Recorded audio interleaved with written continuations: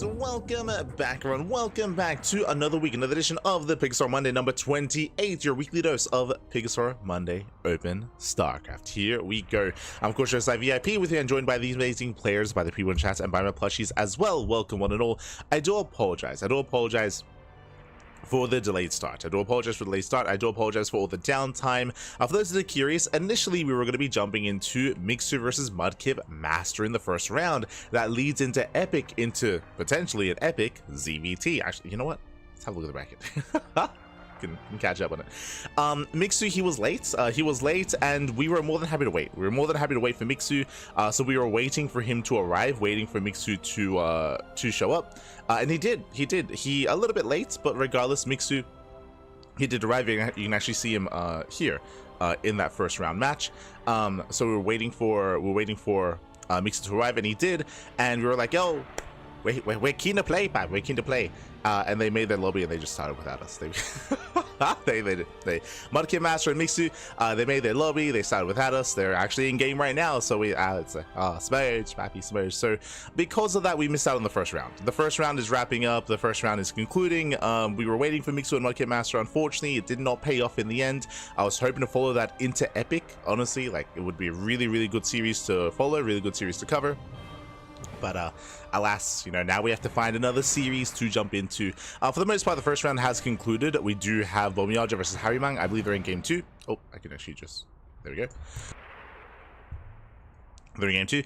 We have Percival versus Dave Testa. Percival takes down Dave 2-0. Nickrat takes down Steck 2-0. We have Percival versus Nickrat in the second round. That's going to be a TVT. We have Cure waiting for the winner of ByuN and Harimang. We have SpeCial Juanito waiting for the winner of Green Earth and Fireclaw. We have Davo just took down Havertz and is up against SOS in the round 16.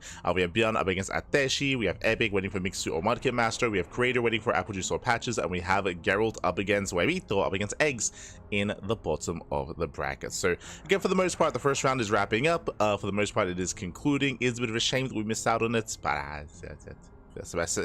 happens. So we are going to be getting into our next series. If you can see the title, at least on Twitch, it is going to be SOS and Davo. So SOS and Davito, they are going to be facing off here in the second round. We're going to be jumping in. It is a fresh series, and of course, I know a lot of people are excited to see SOS once again. For those that maybe do not follow SOS on social media, SOS did actually speak on, he actually spoke on how he wants to find a team. SOS, he is very inactive. For those who maybe haven't been watching StarCraft as of late, SOS, he did retire and he recently came back. When I say recently, he came back like last year. Maybe a little bit more than that ago, actually, because he was on Team Envy. But he was competing last year with mixed success. You know, he was playing in some matches here and there. He never quite reached his full form like he once did. People that may be seeing SOS here like, yo, is he back from retirement or back from military? From my understanding, I think he finished his military quite some time ago. And he has been, like, again, he was competing last year, and it does look like he wants to go at it back again. Like a lot of players like Stats, like players like Trap right now as well, a lot of players did take some time off basically after EWC. SOS as well. SOS, he took some time off after EWC. Now that we have EWC confirmed and a circuit, or a quote-unquote circuit, or like at least a set of tournaments confirmed for the year of 2025, looks like SOS has returned. He is looking for a team actively, and we'll see what his form is going to be looking like here, as he's up now first against Dabo. Let's go. Let us go. As I want to check, because I'm pretty sure the last time SOS competed was last year, like halfway through last year. Let's see.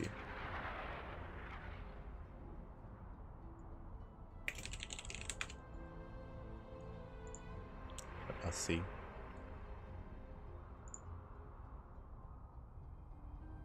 Matches, yeah, 2024. So I thought it was halfway through last year. It was February. That's it, February of 2024. So it's been just over a year since he last competed. So it's good to see him back after a year. Good to see him back. Let's go.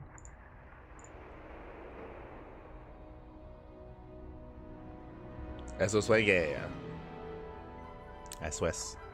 He's back from his year-long break. Let's go. But again, what I will say is that SOS, even though he was competing in 2023, 2024, 2022, again, he didn't quite find as much success as previously, but now with the new announcement of AWC, he might be more inclined to commit that much harder, right? To commit that much harder to competing, to improving. Again, he did say that he was looking for a team. Right now, we'll see. I mean, if he does get picked up, we actually just got an announcement, right? Not too long ago, a couple of hours ago. Classic, he just found a new team. Classic is now on Virtus Pro. Classic, he was picked up. That was announced a couple of hours ago. And we expect this. Like, we expect players like Classic. We mentioned Gumiho. Right now, Gumiho is looking for a team. Creator is looking for a team. Those are the two that come to my mind, at least.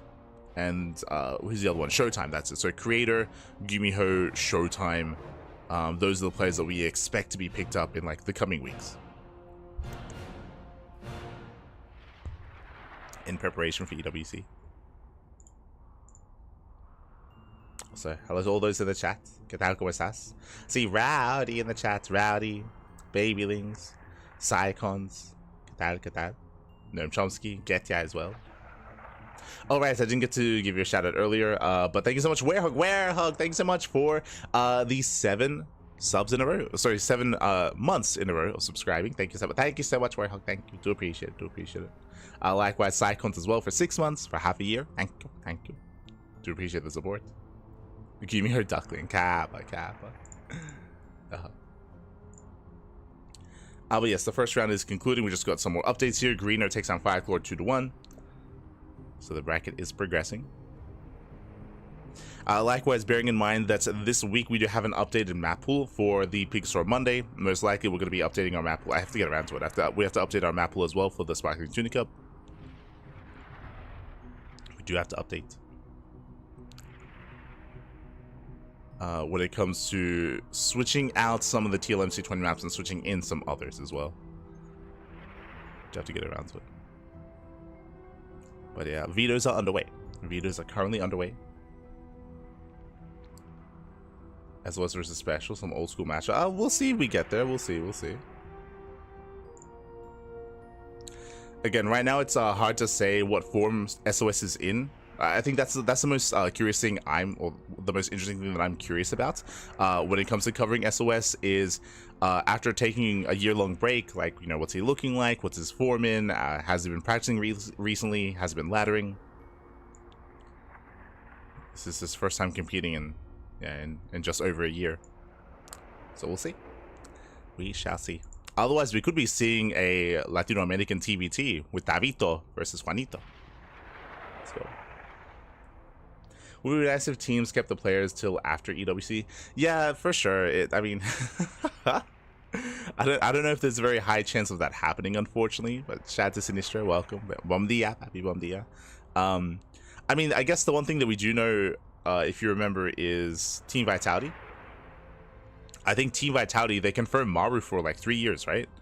I think like their big announcement was like 3 years of Maru, which was really cool. But I think Team Vitality is the only one, right? I think they're the only one that have like committed to like a multi-year like contract with a player. Yeah, I think they're the only one that comes to mind. But it is really cool to see, like, there were some teams that did keep their players, like Team Falcons, right? Like they kept their players. They didn't like let them go after EWC. Their players persisted. Gen G, right? They were the same, from my understanding.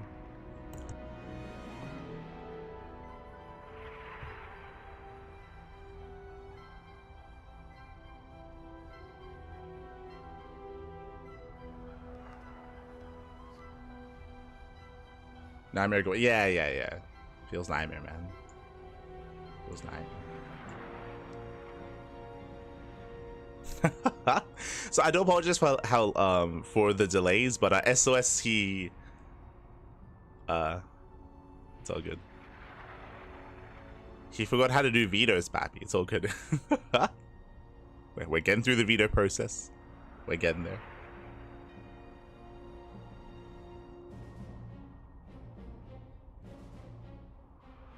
SS was dying faster and faster. I mean, I've said this before. It's on us. You know, it's on us to make sure that doesn't happen. I mean, it won't, right? I think we've already spoken on it.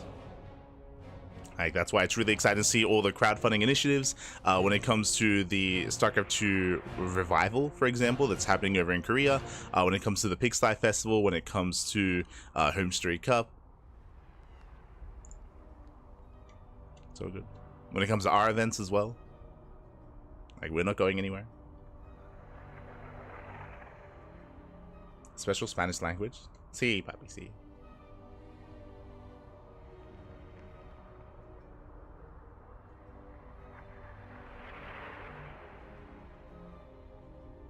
Go.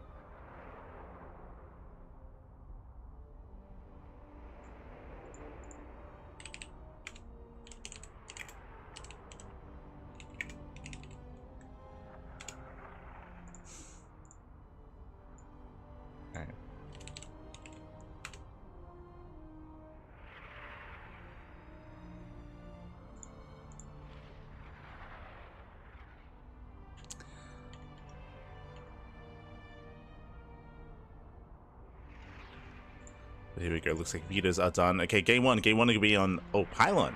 Again, a map that I haven't casted in a very long time. So we have PyLon, we have Persephone, and we have Maganatha. Let's go. All right. Some people were asking about Pig. Pig currently he is on vacation, from my understanding. I believe he's traveling. I think he's traveling abroad for a little bit with his wife, of course, with his wife. So spending some time together. So, I think they're going to be gone for a couple of weeks. So for those that are curious, some people were asking about like, oh, yo, where's Pig stream? Again, he's on vacation. It's on vacation for a little bit. Some well-deserved rest.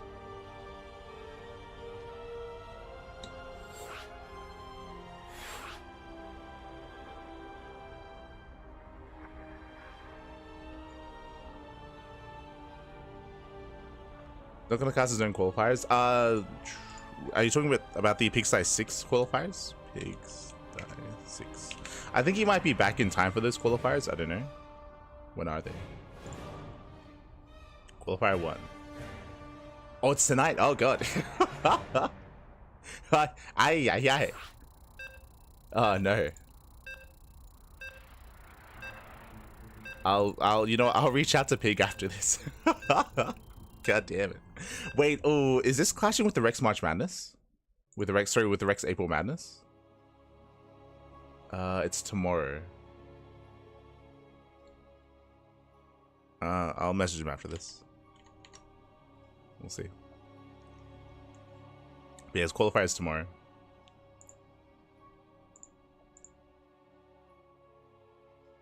But we are getting into our next game. Into our first series of the broadcast. Let's go.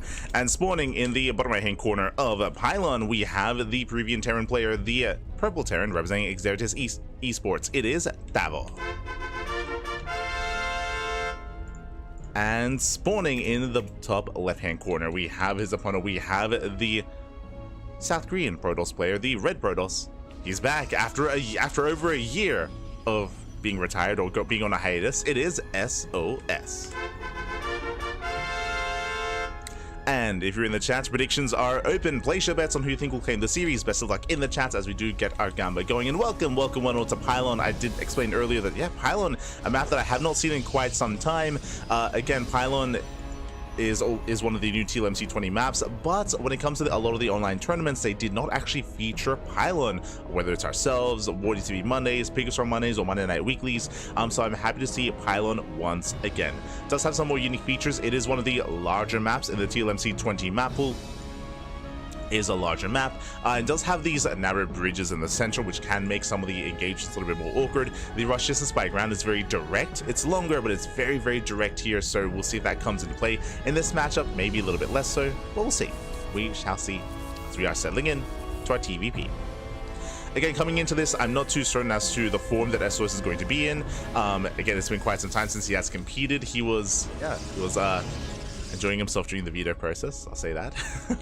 But here we go. It is going to be a Rax Expand economic opener out of Thavo. Thavo, he does open up with a single gas geyser, so we're going to be settling into our natural. SOS being as annoying as possible does force one SV off the mineral line, and Thavo, we could just throw down the CC off center, but no, he refuses, and that means that it is going to be late. That's going to be a 500 minerals CC instead of 400. Most Terran players would just throw it down off center and off location because you can just lift and land. Thavo, he refused and did get on location, but a little bit later. At least it was able to get it. At least there was no pylon block, right? A pylon block would have been disastrous, especially if it was already waiting to throw it down and if it was already being delayed. Thavo does move out, and back at home, SOS setting up and getting to his own opener. Again, because the map is so large, we might see some proxies come into play. I say that, there is no probe out on the map. Reaper does move out.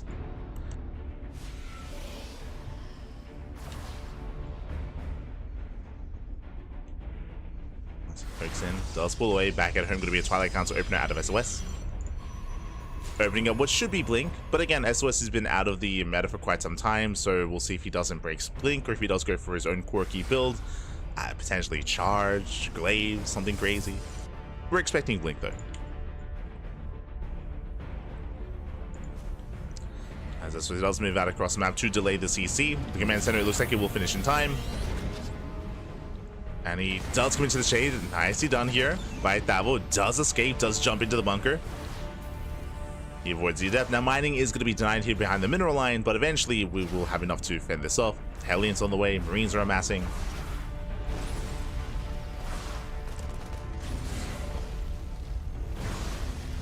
And this will be dealt with eventually, but it's all about buying time. It's all about just buying time and delaying mining here for as long as possible. Back at home, Blink is on the way, so standard opener here out of SOS, going 2-gate Blink.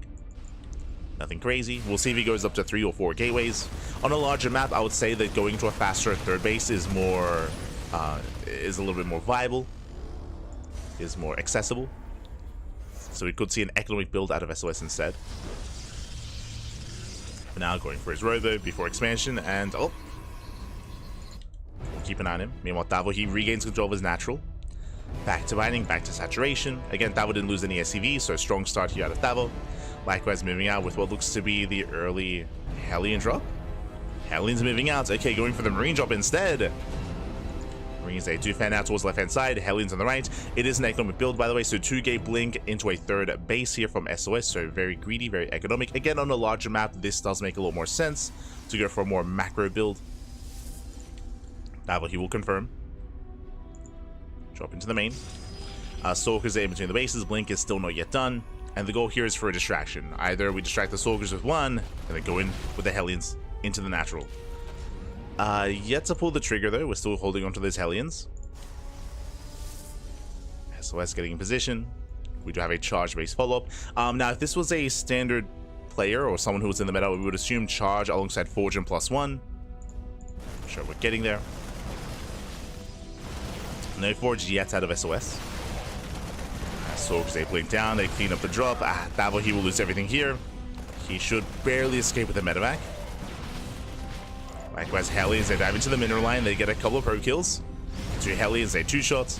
So far, getting 3, getting up, getting 4. It's okay, I'm getting up to 5, okay. Getting up to 5 worker kills for 3 Hellions, not a bad trade. Does get some damage, but SOS has now gained map control. So he's moving out, Gateway Explosion behind this, going into Obey, working towards Colossus. So delayed upgrades here out of SOS, but for the most part he's taking up in a standard direction here, going into Charge, Stalkers, into Colossus production. Back at home, Thavo, he is contained. So far he's getting ready for the counterattack. We are pretty well fortified here at the natural. The main base is a little bit more exposed, but we do have the tank in position nonetheless. SOS, we're going to find a way into the main. He pokes in, he sees the tank. He's going for the blink. Going for the dive. Thavo out of position. Tank is going to go down. Massive pickup. Again, Thavo just wasn't in position. He wasn't expecting this. Oh, and this is getting out of hand. Add-on's going to be going down. Stim is going to be saved. So thankfully doesn't lose Stim. Thavo, he will hold. And Thavo, he is stuck at home until Stim finishes. Basically, until these upgrades kick in, he will be contained on 2 bases. Once they finish, then he can break out and take a third. Speaking of a third base, third CC is almost done. So Thavo, he is expanding. He's not going for a 2-base all-in. Again, in general, 2-base all-ins will be weaker here on Pylon just because of how long it takes to get across the map. So we do expect more mid-game here from our players. And likewise, SOS is just settling in. +1 now on the way. We have Colossus production well on the way as well for SOS. Building up his Gateway army. And getting ready for a 4th. Yeah, this is something that we have seen quite recently in the meta as of the past couple of months. I say a couple of months ever since the, I want to say the latest patch back in October, November, December of last year, is this rise in this more quote-unquote swarm toss style. It's been around for a while, but now it's definitely gained a little more popularity. Basically, especially on larger maps, it is a little more common. I think Amygdala is a good example of this, where the Terran player is contained and it takes a long time for them to get a 3rd base and to get a 4th base. While that's happening, it's on the Protoss to mass expand. To mass expand, get a 4th, get a 5th, get a 6th expansion, and be able to max out with a very cheap army, with a very gateway heavy composition instead, and trade, and just trade and contain the Terran and just outproduce them. Overwhelm them. It happened last night. If you were here watching Hero versus Clem, Hero did 3-0 Clem, like with that style. Again, it's become quite common, or quite more common and quite more popular over the past couple of months. And SOS is moving in, and again, the goal here is to delay the 3rd. Disruptors on the way. 3rd base is going to be denied.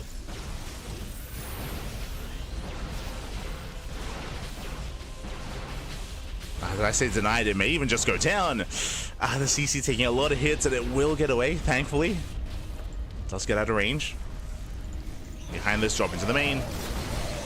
Picking up a couple of key units. Trading with the Stalkers, but is going to be cleaned up. And SOS, he doesn't need to try to push into this. There's a minefield waiting for him, but there's only a couple of tanks. There's not actually that much here to defend. Technically, SOS could break this location. Otherwise, he can just chill, expand, take another base. Take another expansion here. Get another Nexus.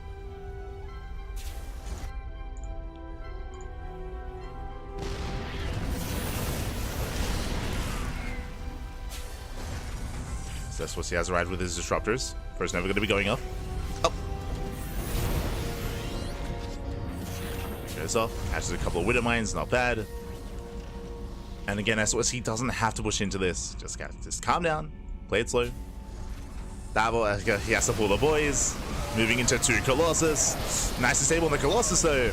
So they are disabled, but Lass is just so much on the ground. The charge on the Stalkers Nova goes off. A brutal connection.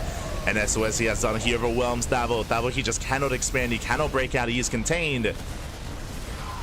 And with that, he has been broken. GG gets called, and SOS, he will take game number 1. GG.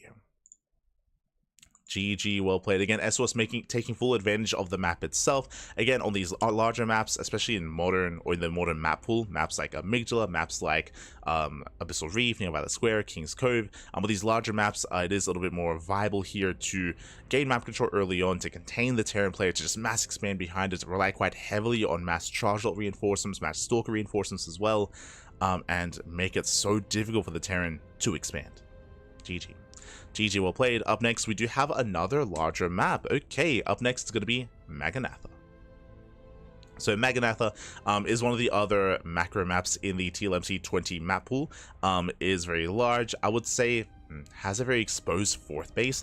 The 3rd is relatively defendable. There is a ramp coming into the 3rd base, but I'm getting ahead of myself. I'm talking about a third. We'll see if Davo can even get a third base, right? We saw how much difficulties he had here in game 1.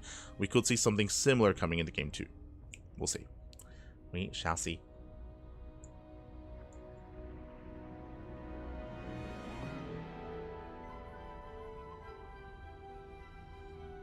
As we are getting into that next game.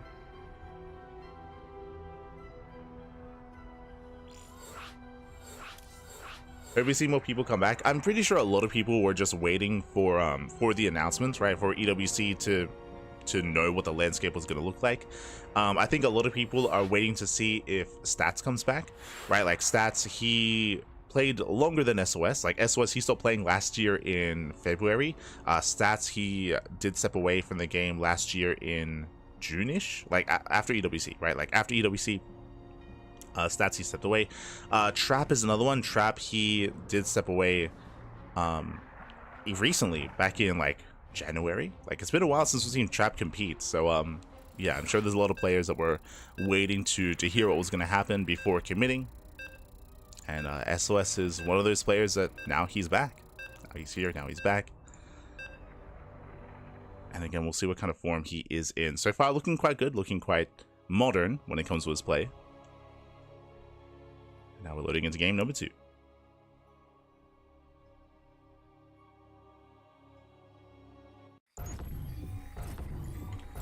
Here we go. Spawning in the bottom right hand corner of Maganatha, we have our Peruvian Terran player, the Purple Terran, representing Exeritus Esports. It is Davo. And spawning in the top left hand corner, we have the South Korean Protoss player, the Red Protoss, leading the series 1-0. It is SOS.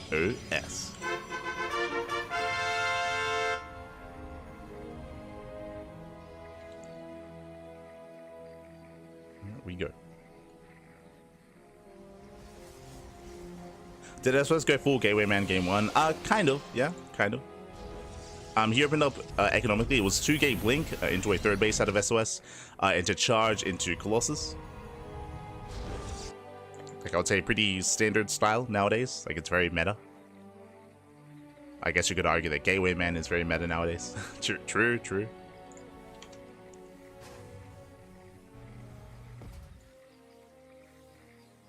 Cecil's adept harassment. Yeah, it was pretty good. I mean, it didn't kill any SCVs. It was able to delay. I mean, I guess it added up, right? Because we also had the delayed CC as well. True.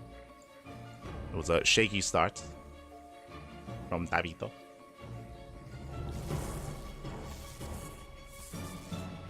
But welcome one and all to Maganatha. Of course, Maganatha is that much larger map in the TLMC 20 map pool. Referring to the map itself, I was referring to the third base location. So here, the linear third base is a little bit more defendable. I say a little bit, it's still very open. There's a very large ramp coming into the third base. Likewise, we have this avenue of attack in between the third natural and fourth base as well. This is something that we see on Frostline, which can be abused quite hard when it comes to the mid game and when it comes to the aggressing player rotating between the third, between the natural, and between the fourth base. Fourth base is on the low ground. We do have some destructible towers here, and that's really what the map is. Welcome one and all to Maganatha. This is the map with all the rocks, all the towers. We got more rocks. We heard you like towers, so we put towers on your towers. As you can actually destroy the Zonaga tower with this tower, you can knock it down. You can destroy the rocks with towers. You can knock down towers on the rocks to make more rocks. It's obscene. There's towers here that you can knock down to make more rocks. It's just towers and rocks all over the place. On top of that, we have some speed zones on the right hand side to allow for some fun attack paths, or I should say harassment paths, to go around the edges of the map. We have the goal bases as well, which also, you know, is under threat of. I mean, you have to break through the Zelnaga tower to expand. But the map it's a little bit of a meme, but it's, you know, it's fine. It's fun. Let's go. This is a bit of an older feature that we don't see anymore, but we have the double Reaper Cliff into the main as well. Quite large, actually, when it comes to the Reaper Cliff. Quite large. Which can also be used to harass the mineral line of the fourth. True. Can be used. Until then, is going to be a 2-gate opener into Blink once again. So 2-gate blink out of SOS. So far the same build that we saw last time. Meanwhile, I was focusing so much on the map itself. Referring to Tabito, we do have our natural being taken. This time a much cleaner natural here, already on location, already being saturated. Bunker is done. We have a 1-1-1 follow-up here in the aftermath. And this time we see that Tavo, he's not going into an abundance of Hellions. Remember, last game he went for a triple Hellion opener, which did get 5 probe kills. This time, no Hellions whatsoever. This time going into the earlier Tech Lab, into Cyclone, into still drop play, but a very different kind of drop, different kind of aggression here from Tavo. Meanwhile, SOS, once again, 2-gate blink into a Robo, into a third. So it does look like the same build 2 games in a row here from SOS. Very economic, very, I'd say, greedy in a sense as well. Often safer builds do require you to get up to 3 gateways and into extra Stalker Warpins. Reaper Scout is going to be denied, as he does not get in. Oh! Does not get into the main. Tavo, he does get eyes on Twilight Council. He is aware of the blink-based opener at least. And you can see SOS is getting ready here for his 3rd expansion. But it isn't just how many rocks there are, it's also the length of the map. Like, the map is just very large, very long. Last, the attack path is also winding instead of the previous map, which is more direct. What I'm getting at is that I can see a world where, once again, SOS has an easier time defending and then just mass expanding and overwhelming, similar to the previous game. That's typically how things can unfold on these larger maps, but we'll see, as Tavo, he has already arrived with 2 Cyclones. Let's go! No shield battery to defend. Remember, only 2 gateways to warp in, so we have limited Stalkers. Catching out the Adept. SOSC dives in. Oh, he does not get the medevac. Medevac does pull away. Oh, it's gonna be, oh no, the Cyclone goes down. Yeah, Cyclone falls in the medevac, and with that SOS, he will hold. He will defend. It does come at a cost. A couple of Stalkers did go down, that is true, but there are, what, 5 Marines remaining, and reinforcements are nowhere near this. So Tavo is running out of steam. He was able to trade, but no critical damage. Had potential. Did have potential here at the end of the day. Did get 4 Stalkers. 4 Stalkers went down, but SOS, he got away with a 3rd. Like, that's what matters here. Remember, SOS, he did go for a greedy build. He did cut gateway production, so went for a faster 3rd base, now getting fully saturated here. Likewise, behind this, now going for his more delayed gateways into Templar Archives, into Charge. Now, I did just mention something. This is a variation of the build we saw last time. If you remember, last time it was the Bay into Colossus alongside Charge Lots. This time, looking like Storm instead. So SOS, he is adjusting. He is mixing it up. Going into Storm, going into Archons. Likewise, back at home, Tavo, he's looking to secure himself. 3rd TC is on the way, so Tavo, he will be expanding. And this time he should be left alone. This time SOS is not being anywhere near as aggressive. I mean, likewise, because of the map, because of the terrain, because of the double Reaper clip as well, it is more difficult for Stalkers to actually get into the main base, so this is not the best map for Blink Stalker aggression, specifically 4-gate Blink. As Tavo is more secure.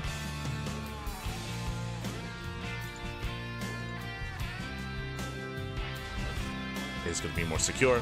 I mean, his tank does cover the cliff. Storm is on the way. And looks like SOS is just here to scout and move out, to delay a push, to catch a medevac, to contain Tavo. Likewise, Prism getting ready. Ideally, you want to hold off on the Warp Prism until the Terran moves out. Once you spot the move out, then the Prism can move in. So SOS is getting ready for the backstab. Likewise, SOS getting ready for his 4th expansion, just taking another base. Storm is almost done. Speaking of Storm, we do have that Storm drop getting ready. I mentioned how we're looking for a backstab. We are not. We're going for the mineral line. We're oversaturated. Oh! SCVs. Okay, some SCVs do pull away, but that's going to be how many? That's going to be 8, 9 SCV kills. Ay, ay, ay. Storm drop does come in. Stalkers did get caught out. Oh, but another Storm. Getting another SCV. That was 2 Stalkers falling for 11 SCVs. Well worth it here for SOS. Now, thankfully, Tavo, he actually did pull away some workers to long distance mine to Maynard over towards the base just as the drop came in.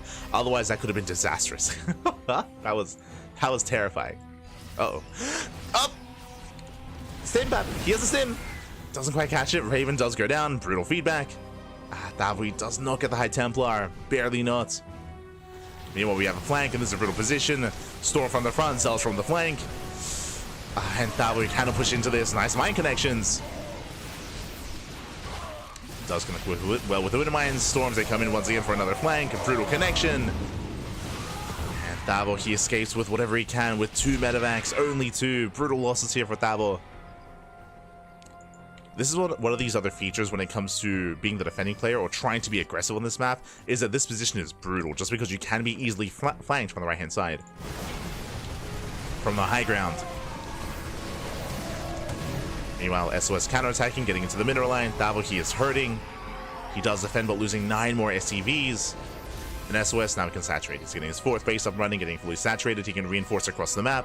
Now working towards the Bay, now working towards Colossus. But he might not need them. Might not need them, not anymore. SOS moving in. Catches the Widow Mine. Here comes another Storm drop. Up! Storms A pop up. Just once again, brutal connections. Boys are being pulled.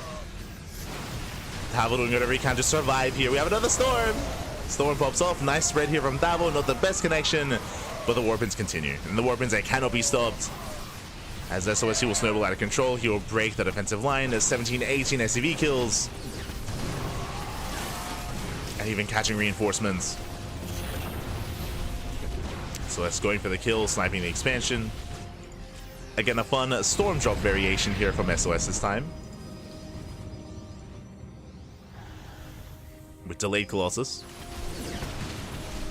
We actually saw that last night. Also in Kira vs. Clem. True. We did see Clem take a Storm drop to the face. Yeah, maybe SOS was watching. Maybe.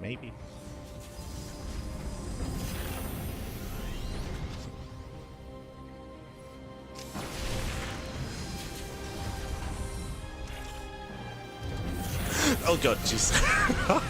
SOS, calm down, baby, calm down. Getting a little bit too cavalier, but alas, he should still break this regardless. EMP goes off on the Zealous and on the High Templar. Yeah, Storm on the last remaining army.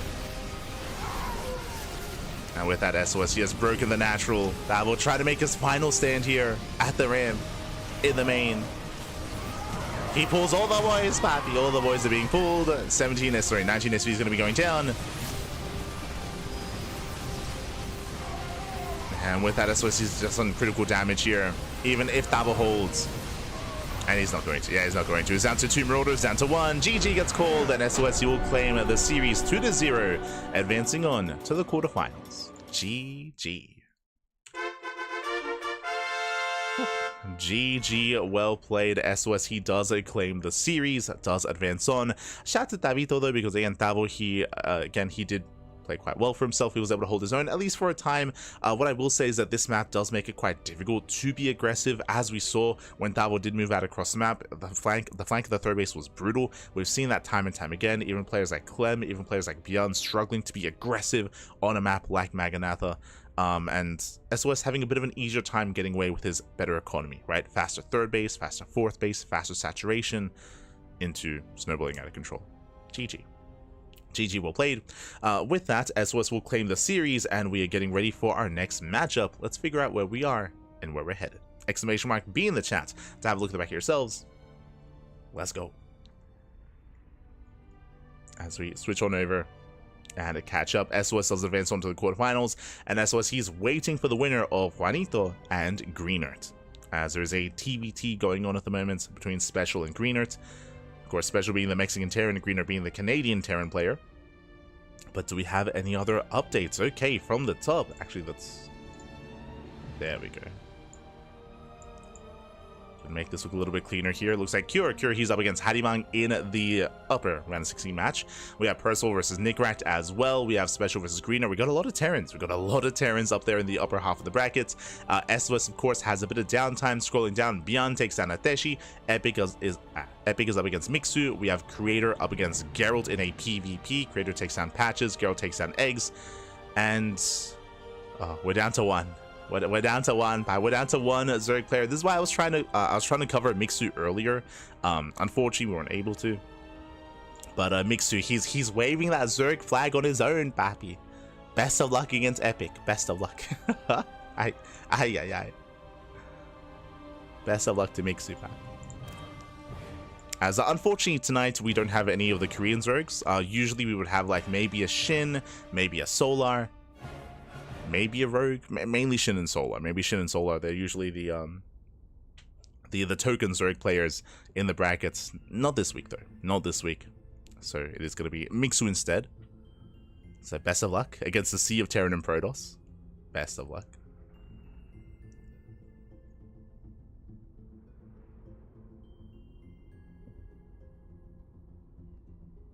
It's catching up. Yo, Darkin, ¿qué tal? ¿Cómo estás? El Padrino. Good to see you. Good to see you.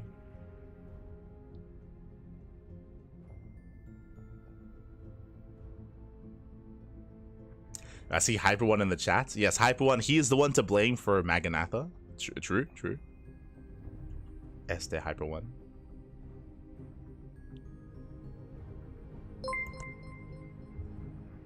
Oh, thank you so much. Oh, thank you so much for the Twitch Prime, Eric Twitch. Thank you, Pappy. Thank you. Do appreciate it. As always. Hope you enjoy the casting. Hope you enjoy the content, the StarCraft. Thank you. So just catching up with the chat.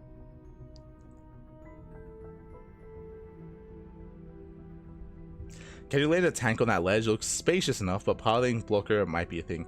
I don't think there's enough room for a tank there. There is enough room for like a full drop of Marines or Marauders, but I don't think a tank could fit there. Thankfully. So how to get pressure across the map this big? Yeah, for sure. It can be quite difficult. Like, Protoss can bypass that issue because of the Warp Prism, right? Because of the warping mechanic. Doesn't matter how large a map is. If they have a proxy gateway or a Warp Prism, like, they can still be very aggressive. And they can still reinforce. On the flip side, that isn't quite the case. So, it can be quite difficult for a Terran player, for example, to be too assertive on this map.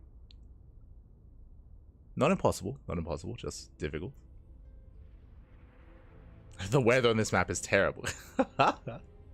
Ah, no. Too many storms.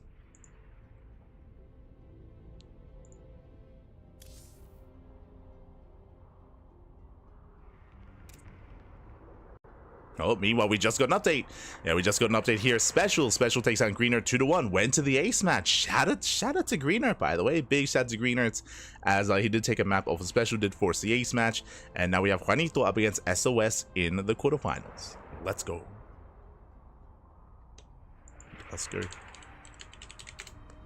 So we have our TBT.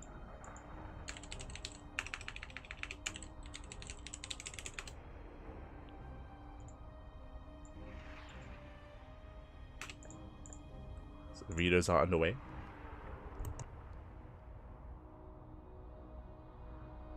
SOS 1? There's an SOS 2 somewhere? Oh no. They're multiplying. Yep.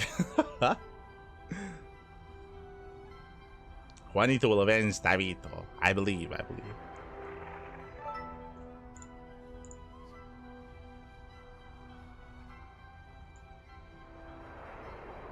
We just got some more updates as well. Percival takes out Nickrat 2-1. Shout out to Nickrat. Took a map. Did force the ace match against Percival. Very nicely done.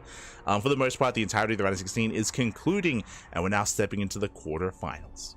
For now, we're going to be going on a short break. Casting special versus SOS. Yes, typically whenever we focus on a series, we follow it to its conclusion, so we don't jump around typically. So from Thavo versus SOS into Juanito, most likely sticking to the northern portion of the bracket as well. We usually don't jump around, so we most likely won't be covering the lower matches. We'll get there eventually, maybe with the semifinals between like ByuN, Creator, Geralt, Epic, and Mixu. But for the most part, we're going to be focusing on the upper portion of the bracket. For the most part. For now, though, we're going to be going on a short break. The videos are underway. Once we return, we'll be back with that TVP. So take this time to get some snacks, get some food, get some water, drain your disruptors, massage your marines, and hydrate all of your hydras. We'll be back soon with our next series. Oh, never mind. Never mind. Vidas are done, I believe. Oh, we'll be back soon. Back soon.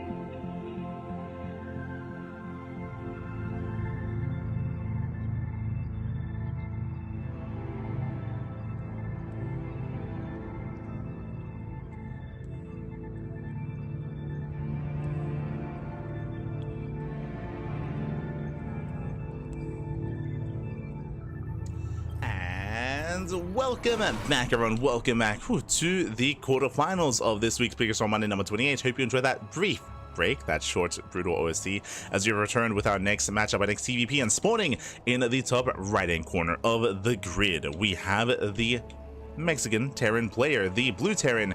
It is SpeCial. Juanito. And spawning in the top left-hand corner, we have the South Korean Protoss player, the red Protoss. It is SOS. And if you're in the chat, you know what time it is. It is Gamba time. Predictions are open. Place your bets on who you think will claim the series. Best of luck in the chat as we jump into our fresh best of 3 TVP. One moment as I do fix up our player names. I got you. Bam, beautiful.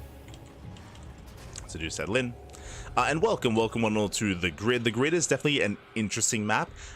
It's interesting. I don't know how much we'll get into the lower bases. What I mean by that, short rush distance by air, very direct by ground as well. We have our typical 3 base setup here. We have a ramp and rocks going in towards the natural, so this is a very secure location. Likewise, a very narrow choke point into the 3rd base as well. This is very similar to King's Cove. If you recall, King's Cove also has a similar setup, specifically when it comes to having this elevated area and connecting the natural in the 3rd base. So it is very easy to rotate and to defend and protect this centralized location on 3 bases. The 4th is more difficult. So the 4th is more exposed, more difficult to take. We have a center goal base in between both players' mains, and we have the southern bases. We have the 4th, we have the 5th, the 6th. It is a very vertical map where you can expand downwards instead of horizontally towards your opponents, which is a pretty unique feature. This doesn't really happen too often in StarCraft, or at least in the modern map pools. Like, we don't often see players expand in such a way. More often than not, they're expanding towards each other to be more aggressive, to be more assertive.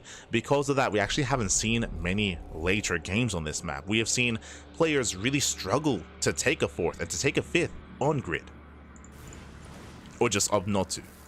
Just be more aggressive anyway. So just really safe and secure on 3 bases, but the 4th base is going to be definitely a challenge to expand to. So now we have our openers. We have our setups. We do have a setup here for a faster 2nd Rex. Now, I assume that it's going to be a late expansion as well, so delayed CC here and a very fast 2-1-1 setup here from SpeCial. A very rare build in this matchup does open up initially with initial Reapers, and this should be for an early stim timing. Should be. Reapers a poke in, shield battery is ready at the natural, boys being pulled.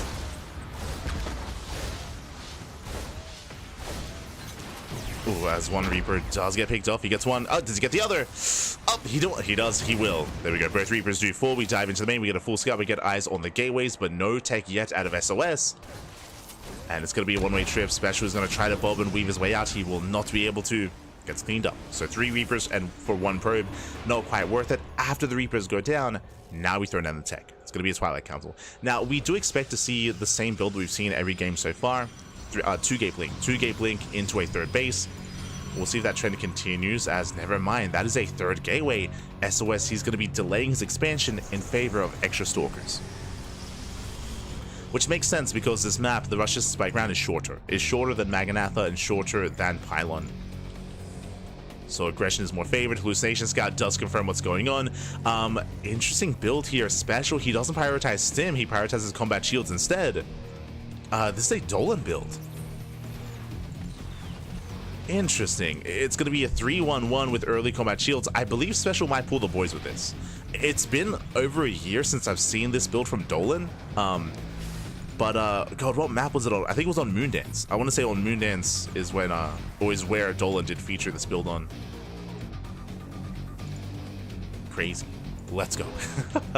It was either Moondance or Stargazers. Like, in my mind, I mix up the two, but one of those 2 maps. That was from, like, what, a year ago, almost 2 years ago.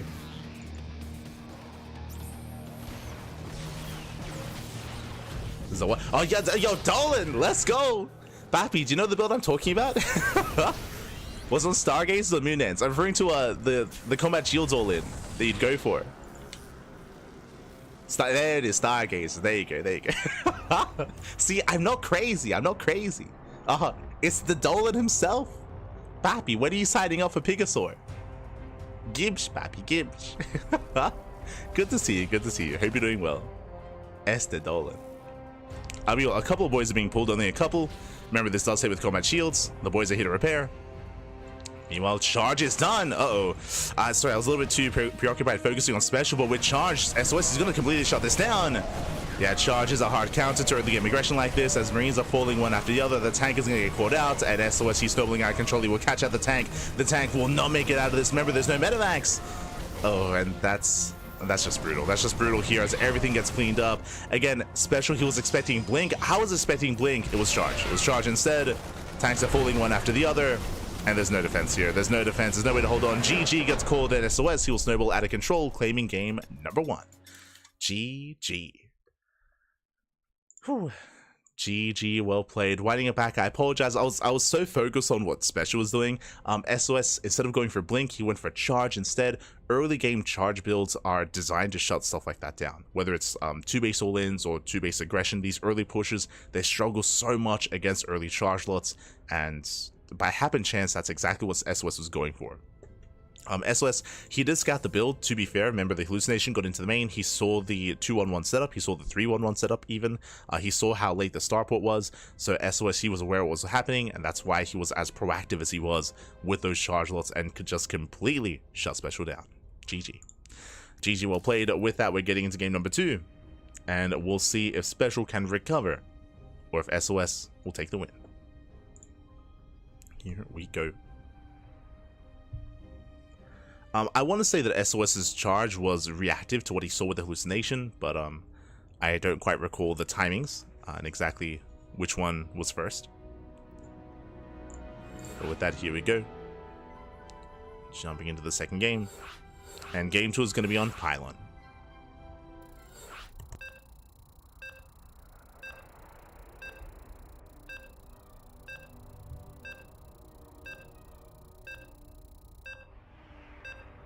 SOS versus special. What did I stumble upon this time? Oh no. Let's go. Have they both been active lately? Kind of. This is SOS's first tournament in over a year. It's been, the last time SOS competed was 2024 February in the GSL qualifier, so it's been over a year since SOS has competed. Meanwhile, Special has also been on hiatus. He's also been on a break. He did come back more recently, though, to compete in the HSL and to compete in the Big Brain Bout show matches. I think that was around a month ago. So Special, he's been around for, he's been back, I should say, for around 3 weeks or maybe a month at this point. Meanwhile, SOS, this is his first tournament in over a year. And here we go, spawning in the top left-hand corner of Pylon, we have our Mexican Terran player, the Blue Terran, down in the series. He has to fight back here and now to bring us to the ace match, and to make a series out of this, the pressure is on. It is Special. And spawning in the bottom right-hand corner, we have his opponent. We have the South Korean Protoss player, the Red Protoss. It is SOS. Let's go. let us go. Special does move out with the initial SCV. He does set up here for a proxy here across the map, and we'll see how hard Special commits with this. Based on its setup, I believe we can't quite go for Proxy Marauder. Okay, just Reaper. So Proxy Reaper with a bunker behind the mineral line. This is designed to disrupt the build and delay the economy of SOS. So here we go. As we should be looking to throw down the bunker alongside this. Again, this is not too committed here. We're not going like proxy 2 racks. We're not going like racks into factory, into like 1 base all in. The SCV is here not to throw down another building, but to, I say building, not to throw down another production building, but to delay and set up, I would imagine, a bunker. Yeah, there it is. Bunker's on the way. Behind this Special, we can transition. There we go. Factory back at home, into a CC, into an expansion. Ooh, SOS, he does scout. Yeah, he does confirm he will delay the bunker. Bunker is delayed. This bunker should still finish, though. Like, yes, the SCV is taking a lot of hits, but the Reaper is about to pop. And the Reaper should protect the SCV. Yeah, the probe is going to be hunted down. Bunker will complete. Reaper goes into the main. Stalker's being chronoed. Comes out of the control. How many probe kills can Special get? Gets 1 so far. Oh, barely doesn't get two. Very close, very tense. He wants that probe. He wants it. And so far, he doesn't quite get them. Nice control by SOS. He pulls away in time. He only still loses one. Up, and the Reaper goes down. Ay, ay, ay. I mean, thankfully, there is a Marine here, and mining is still going to be delayed, at least attempted to. But SOS, he saves the probe. He shuts down the Reaper. Second SCV does arrive. And this is forcing out shield batteries. And eventually, SOS will be able to take control of the natural. Back of SpeCial, he's expanding. We are getting out of this. Oh, nice movement. SOS catching out reinforcing Marines. SOS, what's going on? What's Bap, you're meant to be out of shape. What's happening, SOS? He's crazy.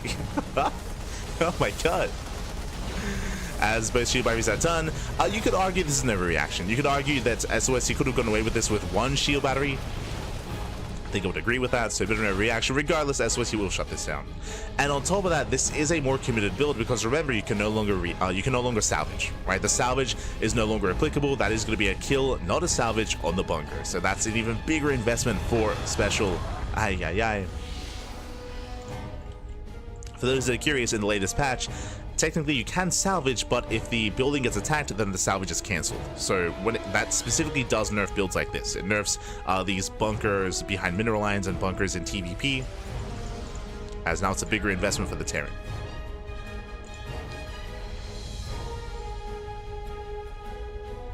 And with that SpeCial, he pulls back home, going for a 1-1-1, going to his own Cloak Banshees. Has potential for damage. SOS, I believe he is unaware. Never mind. I mean, he was unaware. Hallucination comes in, gets a full scout, confirms Cloak Banshees. Again, Interference Matrix is very much so a niche setup, so this does scream Cloak Banshee, and Robo instantly gets thrown down. So he's going for the Robo, going for Observers. SOS will be ready for the Cloak Banshee. Moving out with another Hallucination, scanning for proxies. Again, it is a large map. Just making sure he's safe and sound.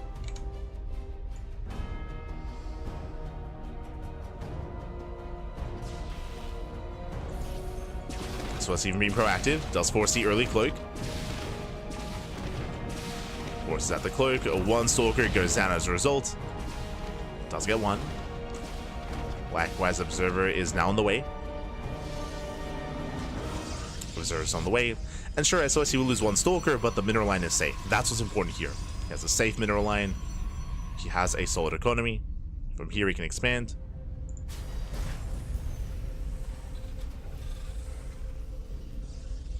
And from here, he will be taking his third.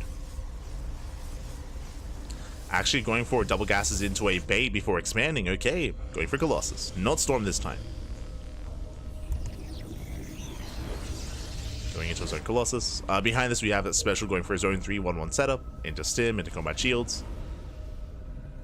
Fortifying himself back at home. And the goal for SOS here should just be to contain. So Banshees, they do get into the main. Not bad. 3, 4, 5 probe kills. Despite having detection, the Banshees, they still wreak havoc. 2 Banshees, 1-shot probes.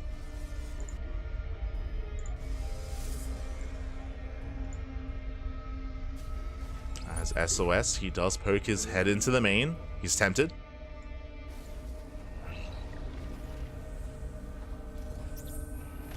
He is tempted, but SpeCial, he sees this. SpeCial's in position. Third base is getting up and running.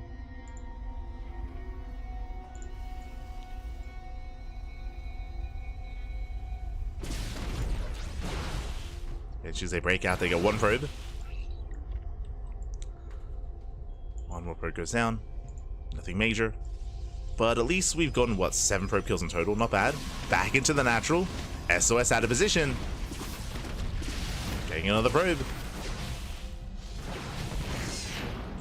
And in total, that was 8 probe kills. Considering that the Cloak Banshees were spotted, considering this was scouted, I mean, pretty good. Pretty good damage here from SpeCial. Does get some counter damage across the map, but now it's on SOS. Now it's on SOS to counterattack, to gain map control, to punish SpeCial. SpeCial, he attempts to break out. He has Stim. He has Stim, Combat Shields. Third CC is on the way. So he's not going for the all-in.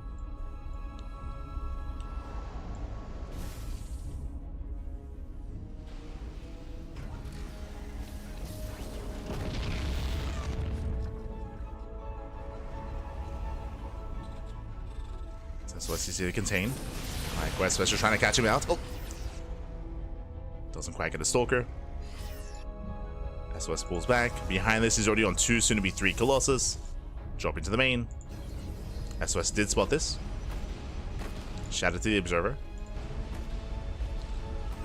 Spot this, we'll shut this down. Gets a volley off, and yeah, the medevac is not going to escape. Ooh, brutal loss here for SpeCial. At the same time, trying to break out. Does push towards left hand side. Bleeds out the Cyclone. Colossus in position. SpeCial, he sees this. He should not push up the ramp. Oh.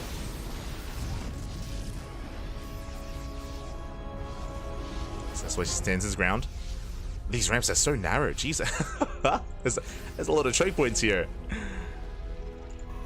Pushing up either the ramp on the left or the center ramp as well is going to be difficult for SpeCial. There's a lot of high ground. As SOS defends, he peels off a couple of Zealots, goes for a run by. SpeCial, he will pull away. He scans. SpeCial, he's rotating. He's rotating over. Zealots, they will hit the natural. SpeCial moving in. He gets distracted. He pulls back for a moment. Reinforcements getting caught. SCV's going down. Oh, SOS thinking to commit. And not quite going for it yet, and that's going to be 11 SCV kills. This is getting out of hand. It's getting out of hand, getting out of control. One tank goes down. Nice pick off here by SOS, playing so patiently here. Yeah, such patient play. 25, 30 SCV kills. The Zealot Robite's winning the game. He goes for the dive, takes out one, takes down 2 tanks. Zealots, they collapse in. And there's one tank remaining. SOS, he will completely clean this up. And sure, he will lose 1 Colossus if that's all he loses. GG gets called, and SOS, he will take the series 2-0, advancing on to the semi-finals. GG. GG, well played SOS again. Just such patient play there. He was able to keep up with the rotations. He was able to keep eyes on the main army. So alas, SpeCial, he just could not push up any of the ramps. Also brutal to see so much like high ground, so much elevation there defensively on pylons. So SpeCial just could not move in. Likewise, he had nothing at home. He was rallying everything across the map. So back at home, he was vulnerable. And those Zealots, remember, they got 30 SCV kills. We didn't even have a War Prism. Like, there was no War Prism, there was no proxy pylon, just a Zealot run by, got across the map, and did end the game. Or did force the all in. It forced SpeCial's hand. As he had nothing at home left. He had no economy. GG. GG, well played with that. SOS, he will claim the series, and the question becomes, who's up next? Who will he face off against? Exclamation mark B in the chat to have a look at the back of yourselves. Let's head on over. Let us head on over. We have a TBT between Cure and Percival. They're facing off as we speak on the Korean server. Winner goes up against SOS in the semifinals. Scrolling down, we have Mixu. Mixu takes down Epic 2-0. ByuN takes down Ateshi. We have a TVZ between Mixu and ByuN currently ongoing. They're currently facing off. Likewise, we'll have that PvP between Creator and Geralt. So it looks like we have 2 Protoss players confirmed for the semifinals. We have SOS and we have the winner of Creator and Geralt. Question becomes, who will face off against them? As we may hop on over to the Korean server. And we'll see if we can catch Kieran Percival. We'll see if we can catch them. Good to see SpeCial Nestles. Yeah, it's really cool to see SpeCial being active again.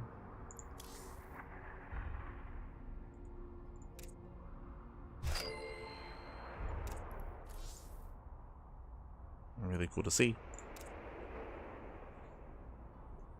As we mentioned, SpeCial, he did go on a very long, very extended hiatus after EWC. He hasn't played in quite some time, but it was a couple of weeks ago where he started playing in 2v2s, 2v2 tournaments with Cham in the thermal circuit.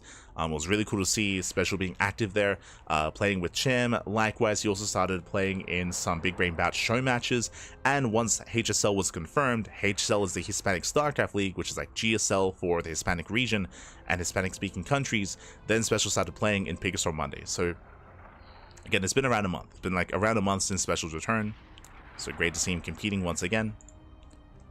It's great to see. Of course, SpeCial being our most recent HSL champion. That was 2 weeks ago at this point.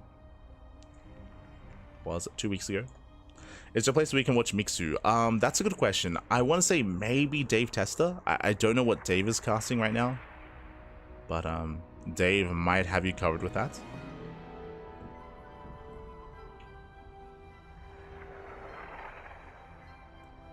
Checking. Looks like Dave, he's casting Creator versus Geralt. Okay.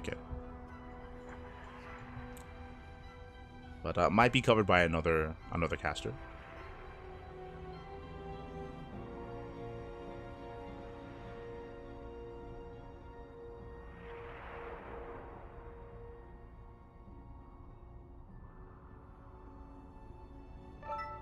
Here we go.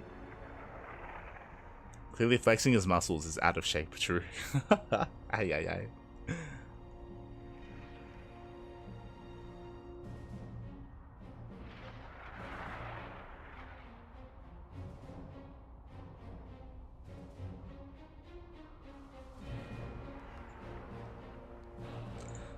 But we are going to be getting some things ready here. So we're going to be going on a short break. When we come back, we'll either have Cure versus Percival, or we'll have the winner versus SOS. So we'll see you soon after the break. See you soon. Bye. Also, Pig, he's back. He's back home.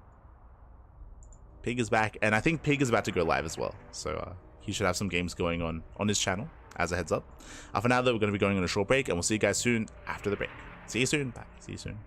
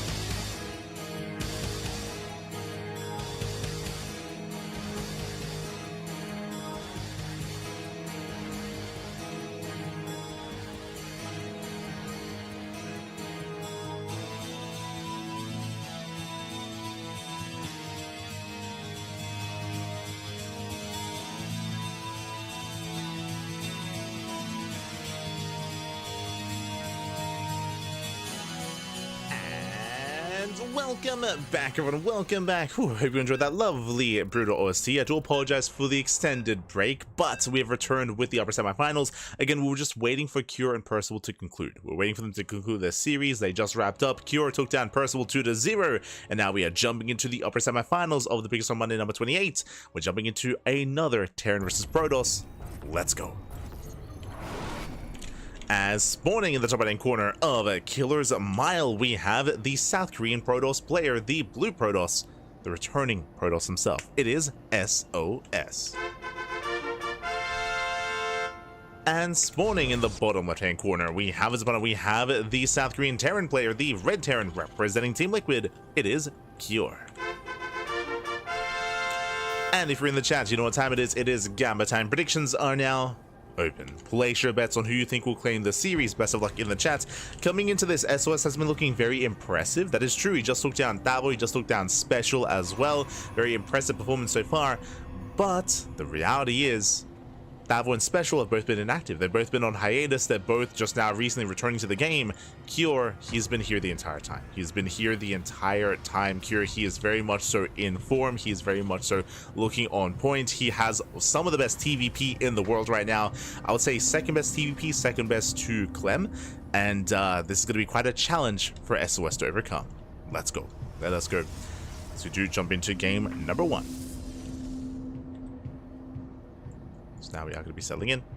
So far, so good. For now, double gas opener out of Cure, going for a faster factory. Delayed CC from the side of Cure. Meanwhile, SOS going for a gauge cyber expand. Standard opener out of our Protoss player. And welcome one more to Killer's Mile. Killer's Mile, of course, being one of the new TLMC 20 maps in the tournament map pool, and is a very aggressive map as well.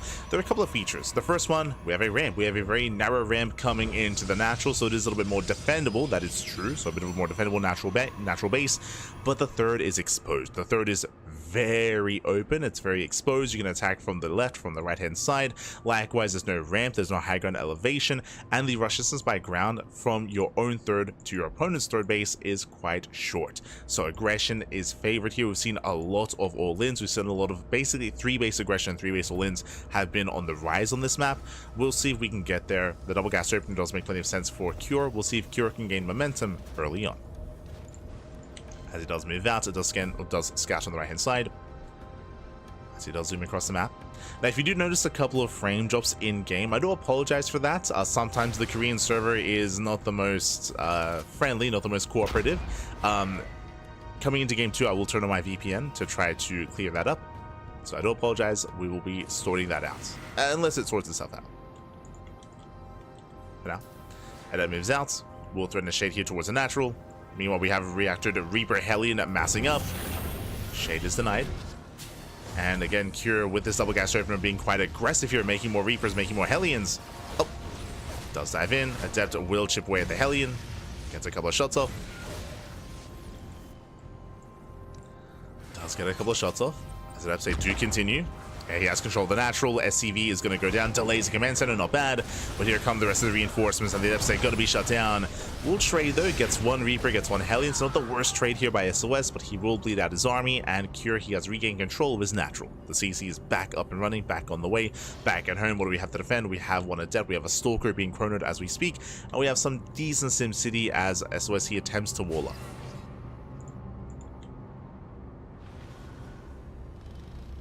Does attempt to wall off. Reapers a peel off into the main. SOS a little bit out of position. Probe's going to be going down. A lot of mine time. He gets one probe so far. He gets one. He gets two. Yeah, 1, 2, 3 probe kills. Getting up to 4. Getting up to potentially 5. That's 5, 6. Can we get 7? Thankfully, only 6 probes, but that's still a hefty amount of damage here. Cure, he does get quite a lot. He gets the hell out of here. Back at home, getting ready for what comes next. The mine drop. We have Marines and Winter Mines on the way. Medevac in production as well. Cure, he is not done with his aggression. So far, successful aggression out of Cure. And SOS, he's been struggling to keep up and struggling to defend. as it is 2 Gate Blink. 2 Gate Blink into a third. Very greedy, very economic build here by SOS. We often see this on larger maps. If you remember, we saw this on Pylon, we saw this on Maganatha. I do like this on these larger maps. On a smaller map like Killer's Mile, though, I'm concerned. I'm concerned here for SOS. We'll see if he can defend. As a reminder, he will have less warp-ins. Less warp-ins, less stalkers available. Drop is making its way towards the natural, and it's only just going to be the mine drop. So only with mines, SOS, he should be able to defend. Mines, they do dip in. Loving the positioning. One stalker goes down. Blink is not done. And so far, decent damage here by Cure. He does keep the Woodmine alive. He can always go back in for another drop. Back at home, throwing down extra Raxes, getting into his own 3-1-1 setup. Ravens on the way. Getting to the rest of his add-ons.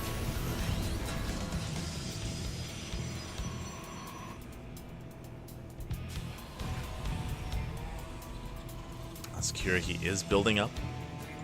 Likewise, SOS is trying to stabilize, trying to get his third base back up and running. Alas, he has a lot of reprobing to do. And from Blink is going Stranger Charge. So Stranger Charge, delayed Forge, delayed +1 here by SOS. So the upgrade's going to be a little bit more lackluster, but massing up more Zealots.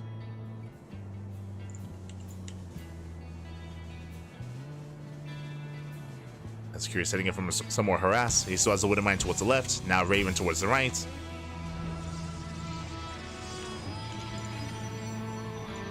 So once again, threatening a dive. Headed for the third. And does target one probe. One probe goes down. And again, he's just keeping SOS busy, keeping him pinned back at home. As Cure's getting ready for his eventual move out.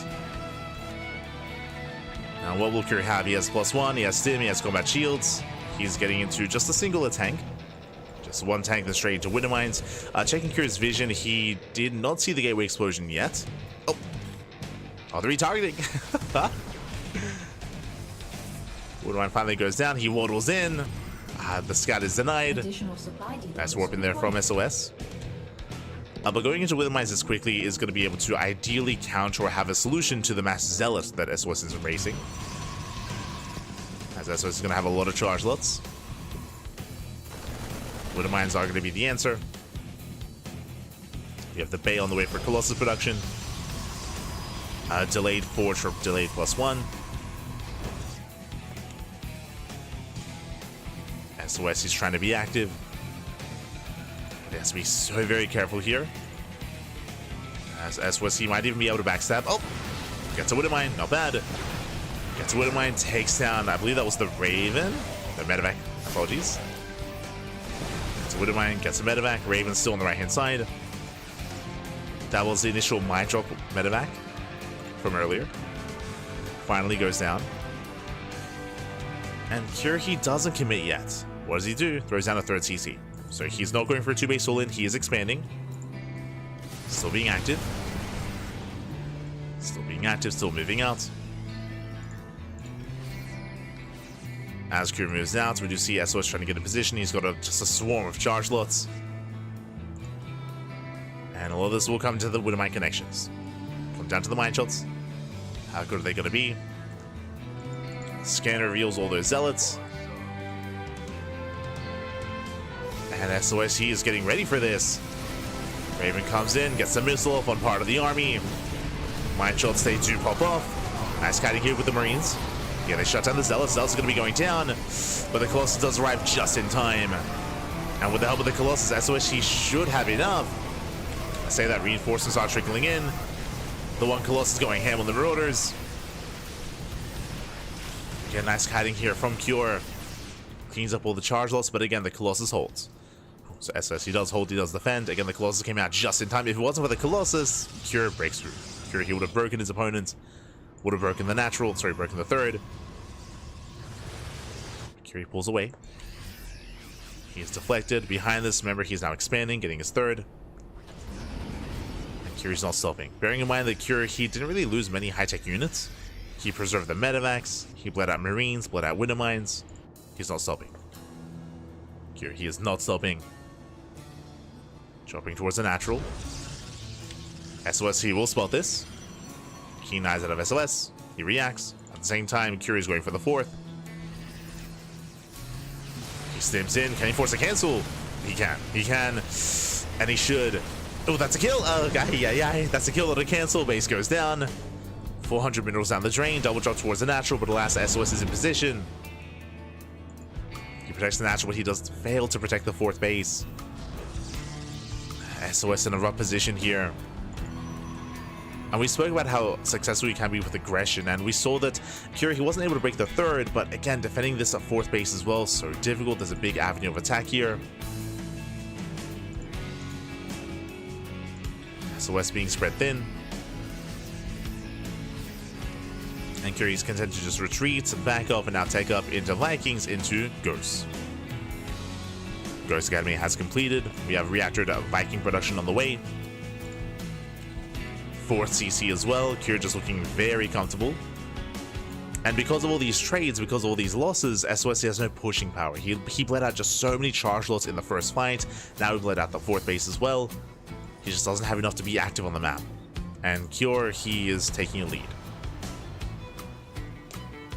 He's taking a lead. Ghosts are on the way.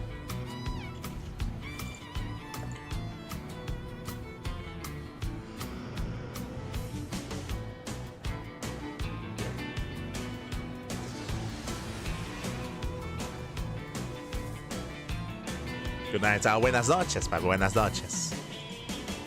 Latinoamérica. ¿Qué tal? ¿Cómo estás? Bienvenidos. Oh, you missed out on Juanito. We were casting SpeCial earlier.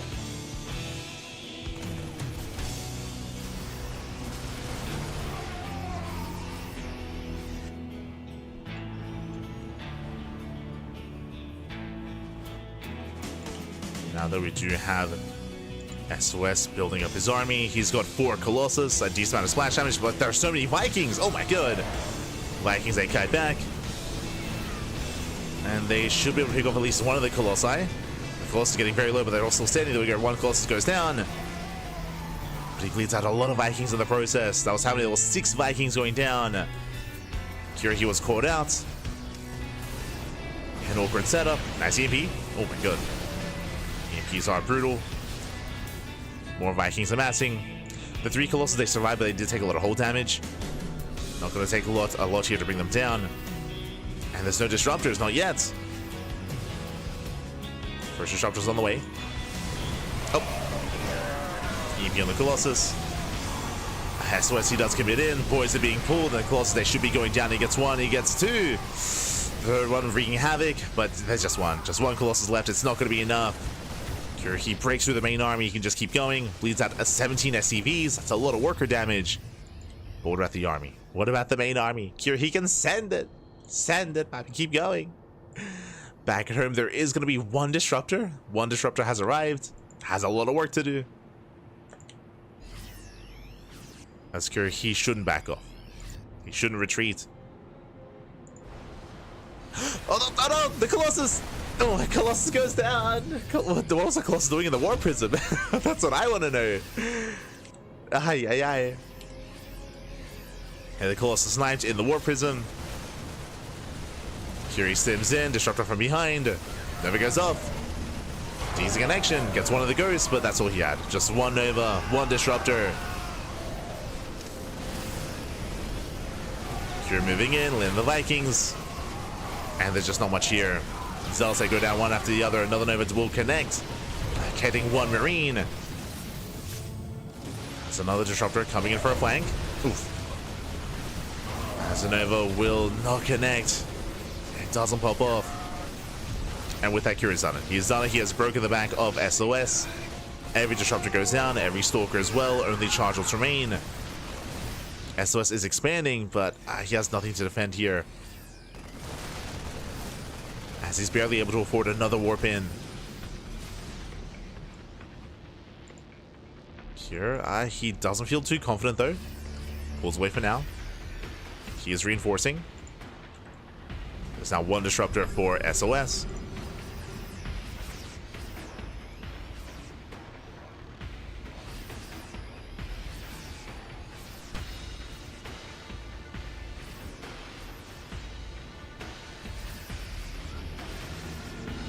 So now we're relying on these 2 disruptors. Down to 1 Nova.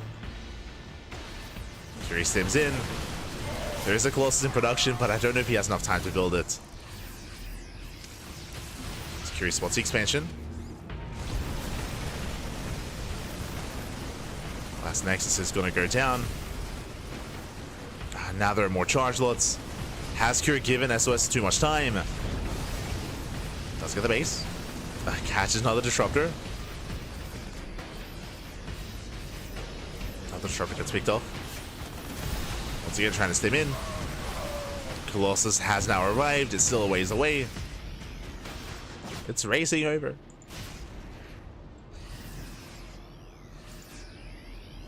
Again, Curie's still just playing this very carefully, very safely. He does resaturate, getting back up to 4 base saturation.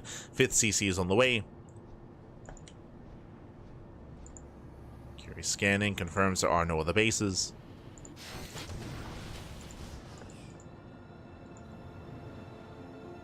Curie splits up his army. SOS has a chance. Oh, being cheeky. He wants those Novas. He wants them.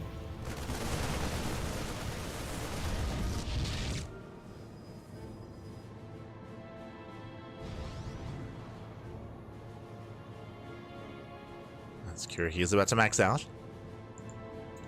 He's about to max once again, just making sure there is no expansion. Rotating once again.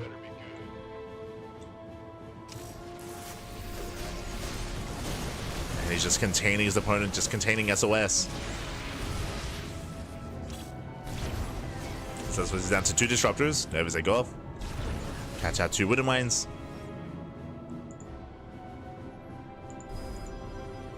Again, Cure, because of his passivity, he has allowed SOS to remax. So SOS is almost there, almost at 200 supply. Curie still has a better position, he still has a greater economy. But SOS still has a chance. He does have a chance here.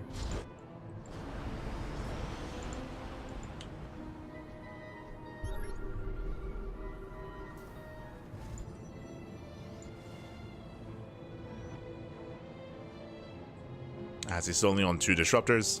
It's mainly a gateway composition, massive EMPs. Oh.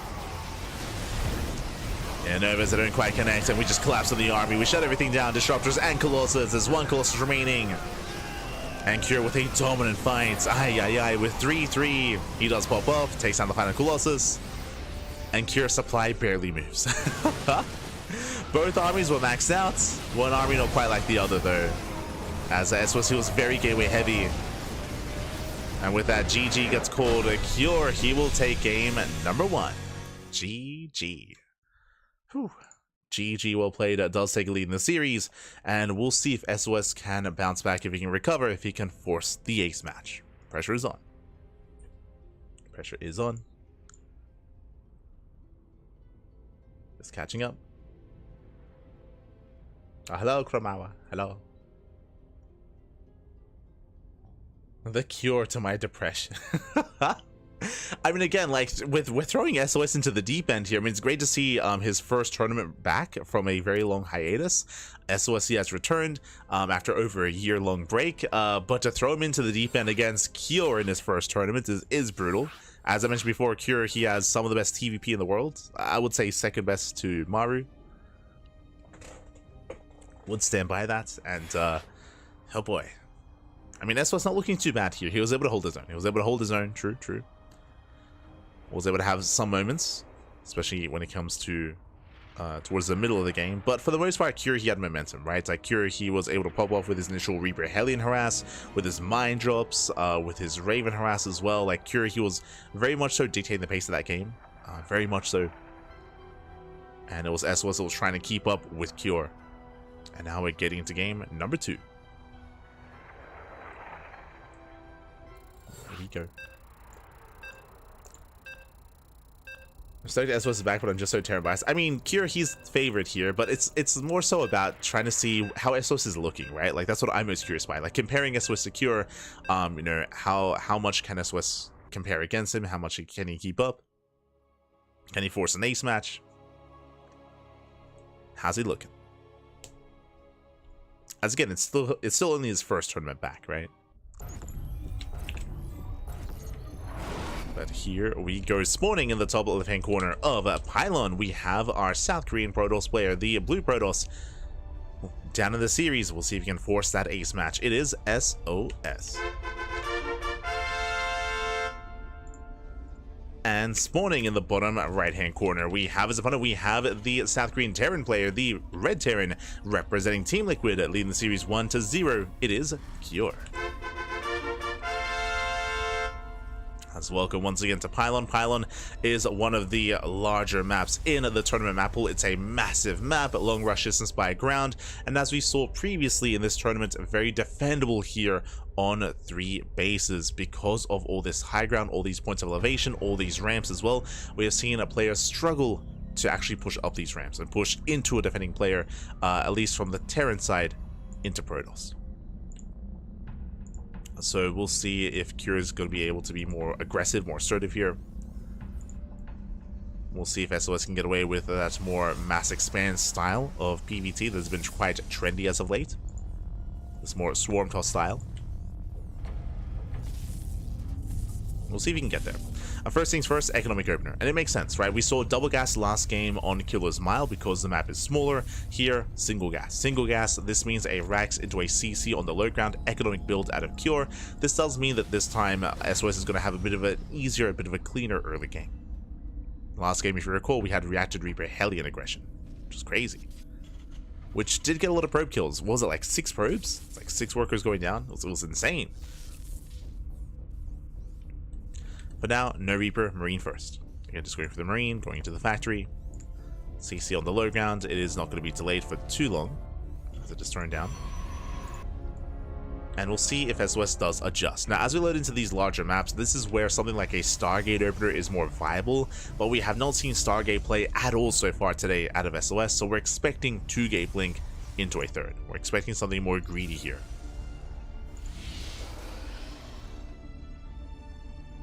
We'll see if SOS does deviate.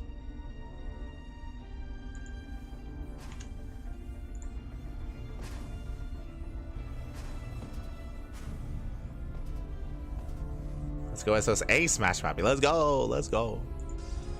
Bring us to the ace match. That's all I want. I'm greedy, Pappy. I'm greedy. Meanwhile, 1-1-1 out of Cure.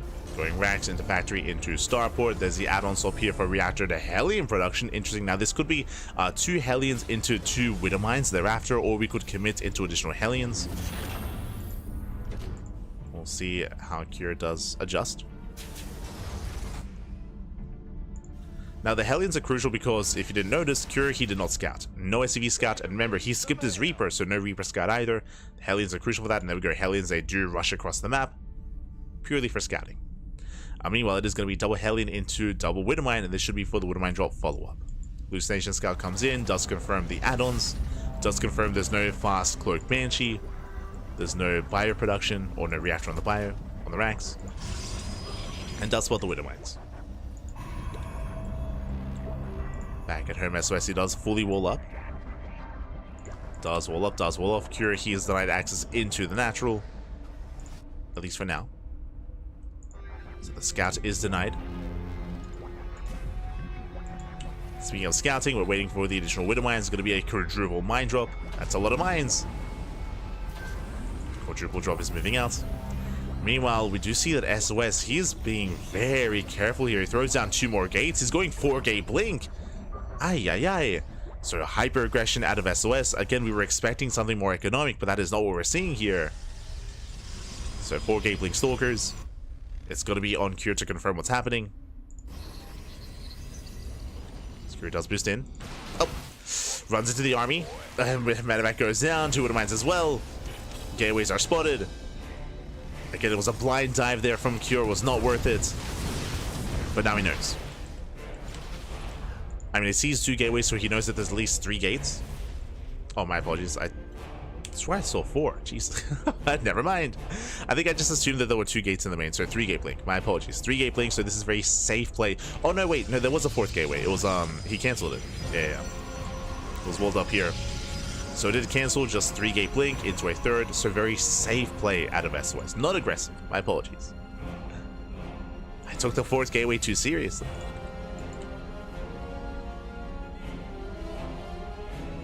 As from here, going to charge. Hellions are denied. Gonna be shut down. And we'll see where Kier goes from here. Right now, just building up towards Stim and getting the rest of his production up and running. Remember, the third base is later here for SOS. So his economy isn't as large as it otherwise should be. SOS going to charge, going to Colossus. Once again, later Forge, later +1. That has been the go-to for SOS so far in this tournament. Third CC's on the way. Curie, he's not going for the all-in. Let's go for the third CC. And we'll see if Curie can break out. Just waiting for his stim. Raven into the main. Gets one. So far, just one probe kill. It's a nice mining. I guess two. Two probes go down. Lots of production about to begin.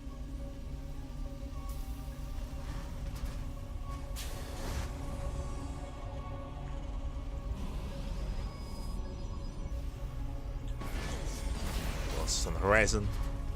With Sim finishing, now Cure can break out. And look to expand.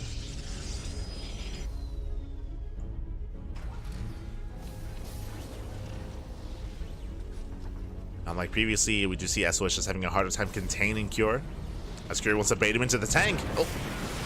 Tank shot goes off. So far, no major. Oh god, jeez. Top speak of one doesn't get two Stalkers. Aye, aye, aye. Two Stalkers go down. A better trade here for Cure. And now he can expand. He breaks out. He breaks free. He takes his third base. And soon it'll be time for Cure to move out. This entire game so far, he's been stuck at home. Only harassing with Hellions and Widowmines, but now here comes the main army. It will scan. He does confirm Colossus production, so he knows what he's moving into. Is worth the Colossus. Research. As SOS, he's parked on top of the ramp. SOS does spot this. Curie sims in. Does catch a Stalker. Late blink out of SOS. Takes over the Zolnaga. SOS claiming his fourth. Cure rotating over towards left hand side. SOS, he does miss the rotation. Yeah, SOS out of position. He's looking for the army. He does miss it. Coming in from behind. Tanks are sieged up and they're within range. The base is going to go down. Oh. Base does barely survive, actually. The charge will say dive in. Zelce go down instantly. Curie goes for the dive, goes for the stim. He wants the Colossus, and he gets one. He gets one. He gets both. Massive pickoffs.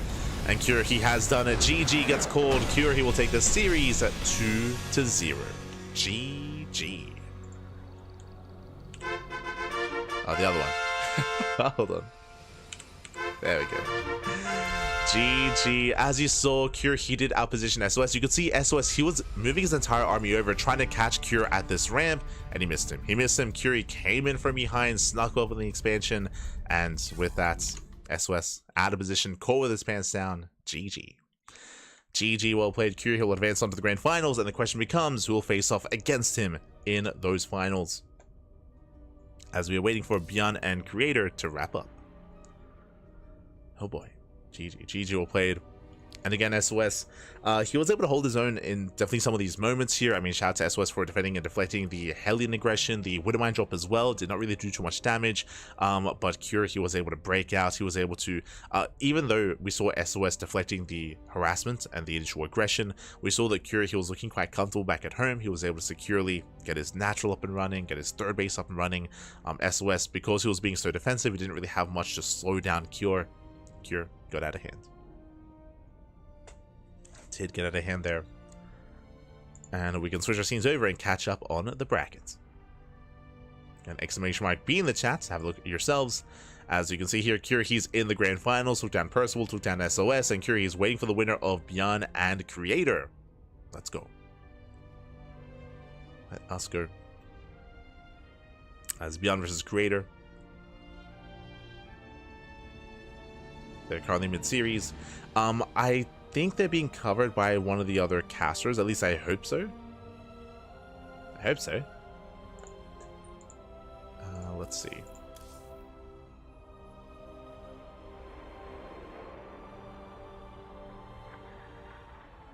I think everyone was casting Cure and SOS. And I don't blame them, right? Like, I mean, SOS, it's his return, so there's a lot of hype around SOS.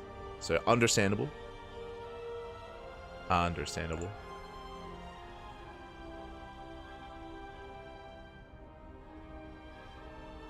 Both main fights were close for both games. The final fight in game 1, definitely. But the initial fight in game 1 was quite close. I'm referring to the first time that Cure pushed out towards the 4th base of SOS in game 1.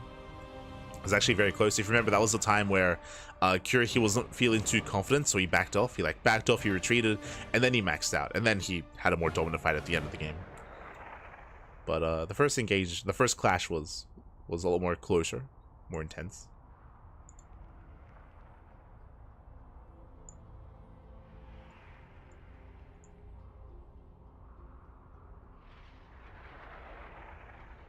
It's catching up.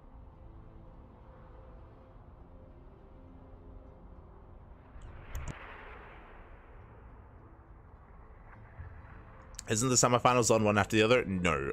We do that for our tournaments. So we do that for the Sparkling Tunic Cup and the Teenage Shoulders Hustle. Wardy does that for his tournaments as well, but that is not done for the PiGosaur Monday, and I don't think that's done for the Monday Night Weeklies either. So it is tournament specific. For PiGosaur Monday, it's never held. Never held. So it depends on the tournament. Otherwise, we're going to be going on a short break. We're going to be going on a short break here. We're going to have some downtime, and we'll wait for ByuN and Creator to wrap up. This might lead into an ace match. We might be able to jump into game 2 or game 3, or we might just go straight into the finals. One or the other. For now, we'll be going on that break. Take this time to get some snacks, get some food, get some water, drain your disruptors, massage your marines, and cuddle your colossus. When we come back, we'll have either mid-series ByuN vs Creator or the grand finals. See you soon. See you soon.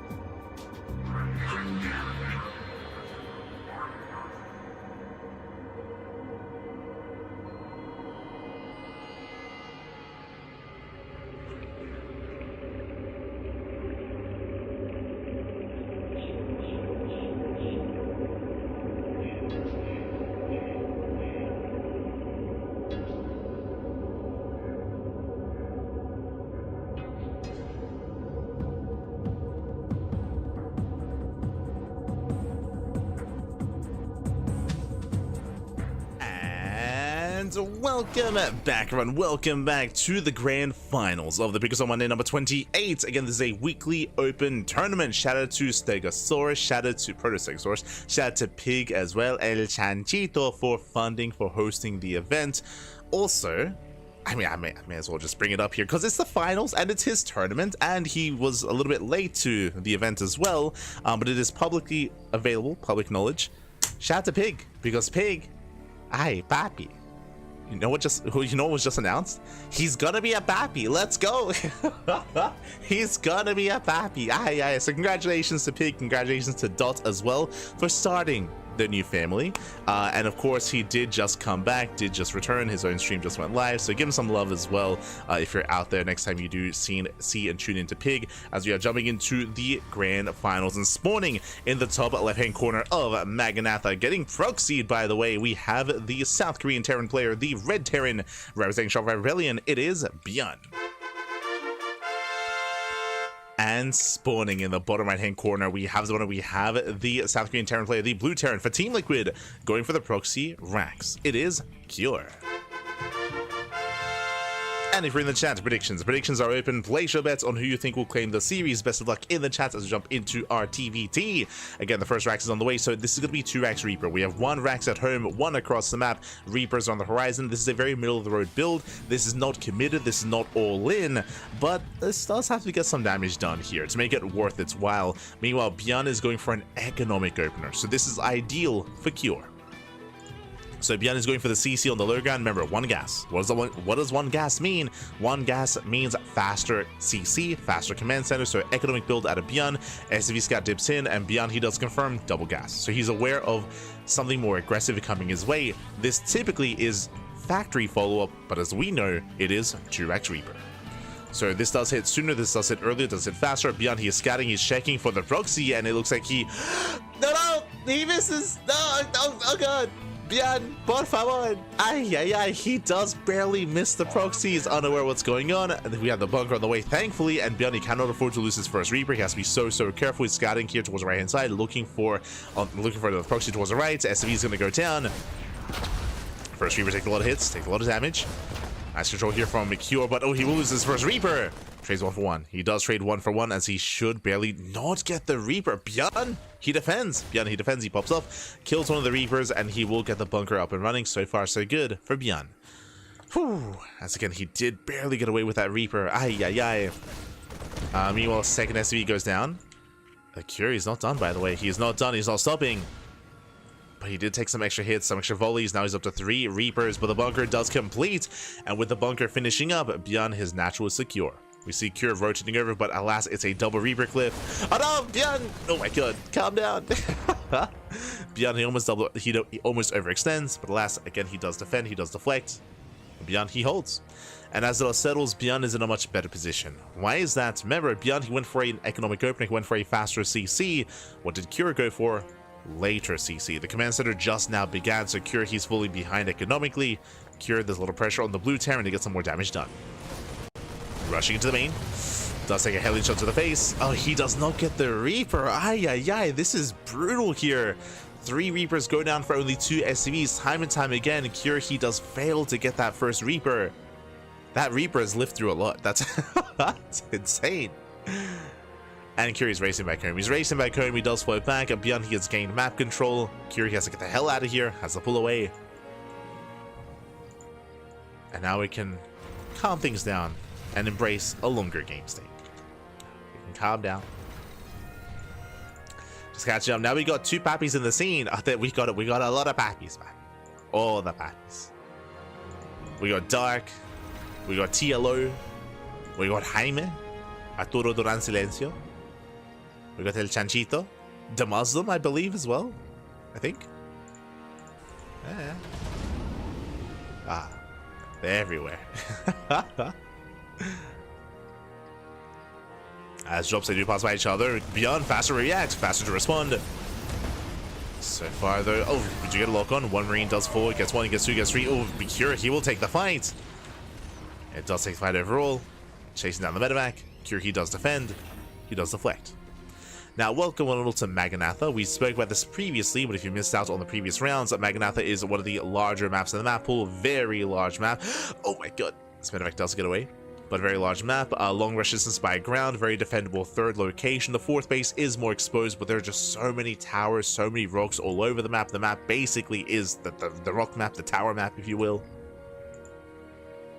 As Cure, he wants to intercept. Drop is on the way. Cure actually dropping into the main. Lassie's going to be deflected. Is forced back. ByuN, yeah, there we go. Does have to be careful. Pulls back with that medevac. Whew. And we might be in for a longer one. It was an intense start to the game, don't get me wrong, and Cure had potential to get damage done and to wreak havoc and to overwhelm and take a lead. But last ByuN did survive to defend. Now we're getting to a longer game state. Third CC. Third CC is on the way for Cure. Third CC on the way for ByuN as well.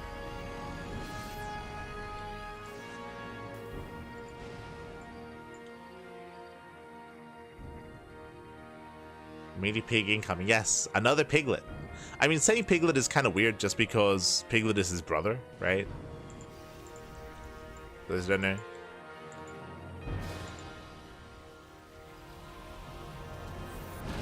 Piglet is one of his many brothers. He's got like 2 brothers, I think. Oh.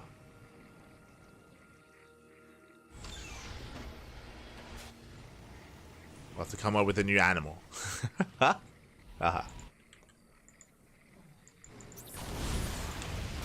Yeah, really exciting to hear.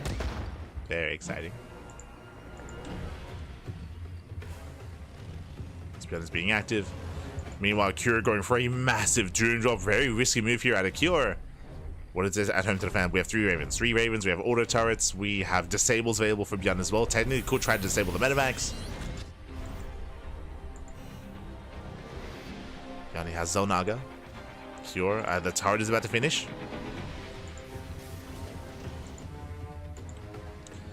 Ideally, Cure wants to wait for a move out. Speaking of, the army does move out across the map, at least towards the third.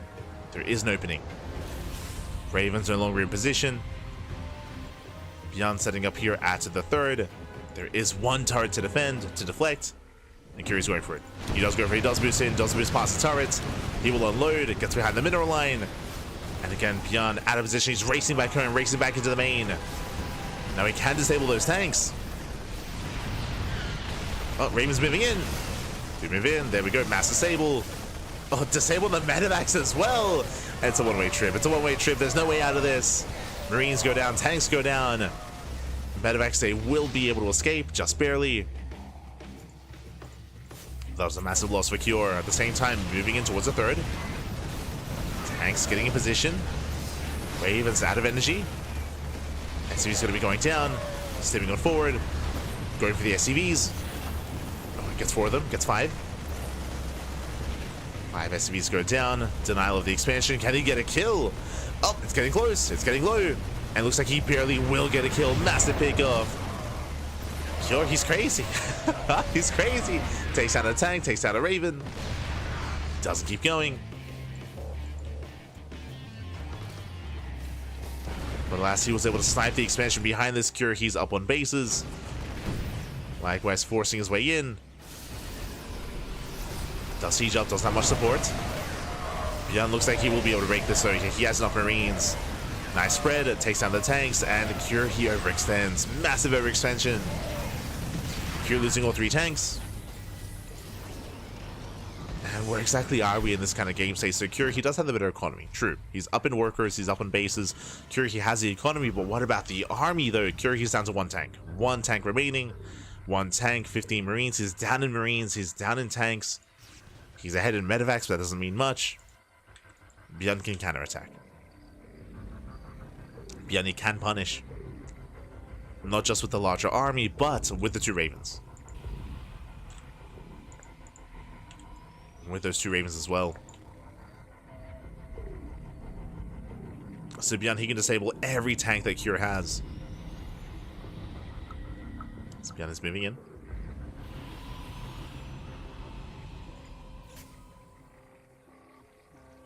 He's moving in. Cure, he spots the army, getting in position. And he's trying to. Kira trying to keep up with the rotations.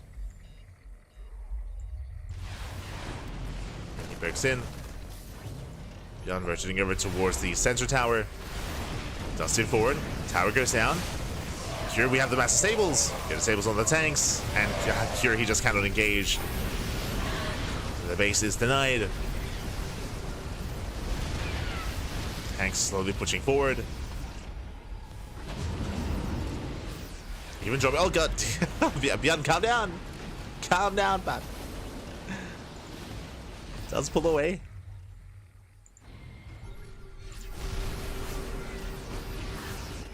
By trying to move forward. The tanks are on siege, but there's just not enough here. Yeah, not enough bio here for Cure. ByuN just forcing his way forward towards the main. Likewise boosting in. We'll lose one full medevac though. Yeah, one medevac goes down, second medevac as well. This was not worth it here for ByuN. ByuN, he bleeds out a lot of supply trying to break the main. And Cure's going for one massive counterattack. Yeah, he just sends everything across the map instead. Now ByuN, he has rebuilt that third, but Cure, he ignores it. He's going for the kill. Going for the natural. He's stimming in. Upgrades are even. Boys are being pulled. SCVs are going to go down. And Cure, he will break this. He'll break through the tanks. Getting some of the final tank as well. Nice stutter stepping. And ByuN, he's being torn apart. The main army is achieving nothing across the map. Cure stims in, takes down the tank. And he's done it. He has control of the main. And this may just be game here. One Hail Mary rush across the map. GG gets called, and Cure, he will take game number 1. Whew, GG. GG, well played. ByuN, he had a massive advantage when it came to the size of his army, when it came to his tanks. But what was he doing with it? He was denying the third. But that's all he was doing. He was trying to push into the main base, but alas, Cure, he was in position, he was ready for it, he was able to deflect the doom drops, and he just sent everything across the map. ByuN, what happened? He was caught with his pants down, baby. The pants that were completely down. He had nothing to defend back at home, or he just did not have enough. He had a couple of reinforcements, a couple of marines, a couple of tanks, but that meant nothing. That meant nothing here before Cure's army. GG. GG, well played. Cure takes game 1, and now we're getting ready for game number 2. And this is the other kind of big thing about Maganatha, because it is such a massive map. It's difficult to keep up with all the attack paths. It's difficult to keep up with all the army movement as well. As ByuN, he just had no vision on the main army of Cure. Did not see him moving out. And with that, we're getting into our next game. We're getting into game 2. And we'll see if ByuN can bounce back, as game 2 is going to be on Persephone.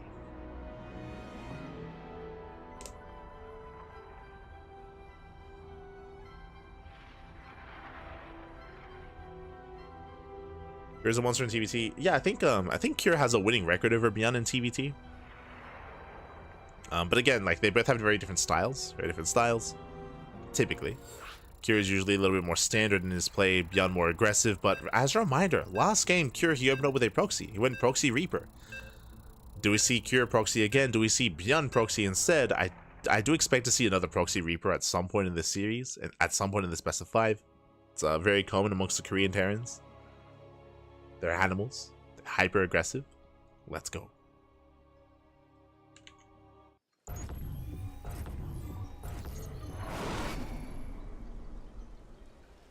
As spawning in the bottom left-hand corner of Persephone, we have the South Korean Terran player. We have the Red Terran down in the series. We'll see if he can bounce back. We'll see if he can recover and make a series out of this. For Shopify Rebellion, it is ByuN.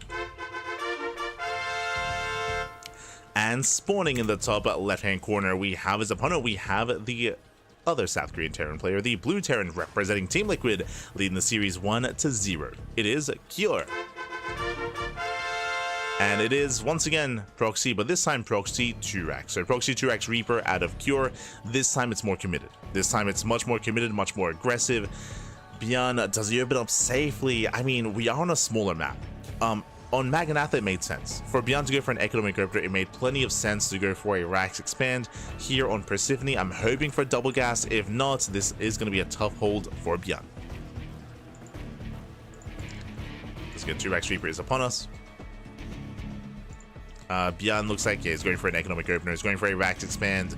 This means a late factory for ByuN. This means there is an opportunity here for Cure to snowball out of control and to claim the win. There is an opportunity here. It comes down to the control. It comes down to the micro.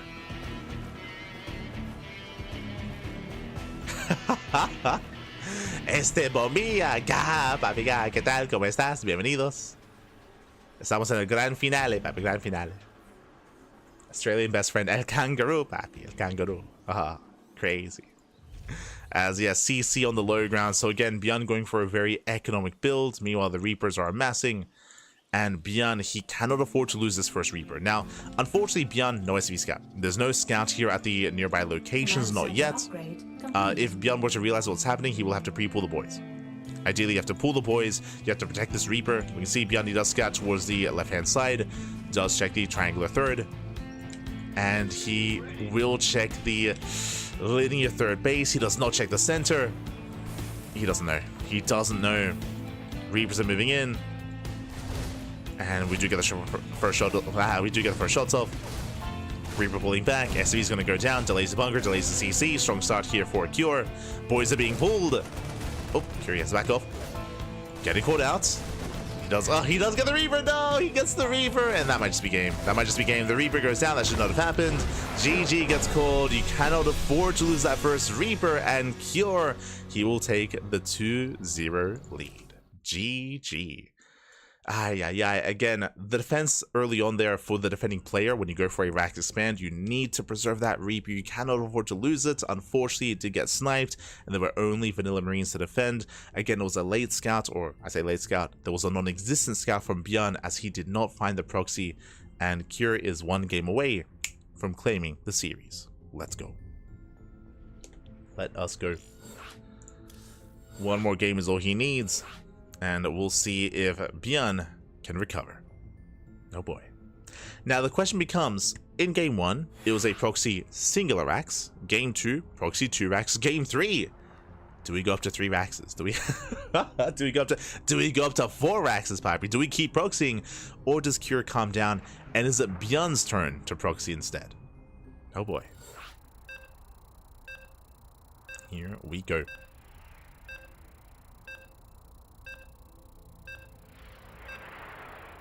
Is it ByuN's turn? Does Cure double down? Up next, we have game 3. It's going to be on Tokamak. Oh boy. So far, it's looking to be a shorter series. Again, I'm hoping for a game 4. I'm hoping for a game 5. I want to sink my teeth into this series, but the pressure is on ByuN. Pressure is on. As spawning in the top right-hand corner of Tokamak, we have the South Korean Terran player, the Red Terran, representing Shopify Rebellion. Down in the series, down heavily. He has to fight back here and now to make a series out of this. It is ByuN. And spawning in the bottom left-hand corner, we have his opponent. We have the... he's doing it again.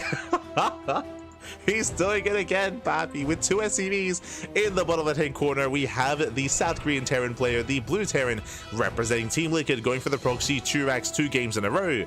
It is Cure. Let's go. ByuN equals stable, no scout. I mean, to be fair, remember, ByuN, he did scout. He just checked the third locations. He checked the linear third base and the triangular third base. If you remember last game, the proxy was dead set in the center of all the bases. So just a very unorthodox location, so ByuN was unable to scout. Meanwhile, safe opener. Okay. Safe opener out of ByuN. For the first time this series, double gas. Double gas opener out of our Red Terran player. This means a faster factory. This means that ByuN has the tools for an easier defense. Doesn't mean that he hard counters, but this is just an easier setup here for ByuN against a proxy 2 racks. What this means here is faster factory, more importantly, faster Hellion. Meanwhile, Reapers are on the way. Reapers are on the way for Cure. Really, it's going to be on ByuN to buy time for the Hellion. Once the Hellion arrives, he holds. He holds, he defends. Just needs to buy time for that Hellion. Tokamak, more like toroidal magnetic confinement fusion reactor. Send it, papi. As factory is on the way. I hear you, Psychode. Cap. Curious massing up his Reapers. Likewise, ByuN, he does move out with his first Reaper. He's scouting. Okay, does check the third location. Heading on over towards the linear third as well. He will scout, he will confirm. Oh, but he will lose the first Reaper. Yeah, Reaper takes a lot of hits, a lot of damage. One more volley away from going down. The boys are being pulled. And the factory is still not yet done. He wants it. No, he wants the Reaper. Oh my god. He wants it. Reaper does escape. Whew. Reaper does survive. SCVs are going to be going down, and the Hellion is in production. Meanwhile, second Reaper has arrived, and Cure, he's locked down, he's locked in. Please add a Reaper. Now the Reaper does rock up, though. 3 SCVs so far. Decent damage, but the Hellion has made it. Whew, and ByuN holds. ByuN, he does hold on. Again, he bought enough time for the Hellion. Now he is secure, and now Cure is transitioning. We do have the factory on the way, and we're getting into a longer game state. As a reminder, this is not all in. Like, this is not an all in. This is a way to get early game damage, that is true, and get a lead early on, but doesn't have to end the game. So the game will continue. Again, CC on the high ground for ByuN. Cure, he has yet to begin his own command center. Cure, he is continuing Reaper production, so he still has potential. Basically, what Cure is hoping for is that if ByuN wanders out, into the map, he's going to be punished for it. Like, ByuN, he has to be so careful here with his movement. Just calm down, be more defensive, turtle up. Meanwhile, Cure is waiting for any kind of move out. There we go, CC on location for Cure.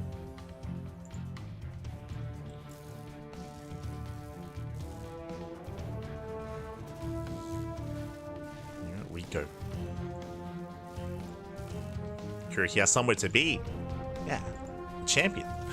Ay, ay, ay. Also, I keep hearing static. Like, it's coming from somewhere here in the map. Oh, there it is. Yeah, the electricity on the reactors. Meanwhile, Curie does send to poke in, scatting with the Rex. Ideally, he does want that Cyclone. Oh no! Oh my god. Calm down. Cyclone takes a volley, does pull away. Calm down, ByuN, calm down.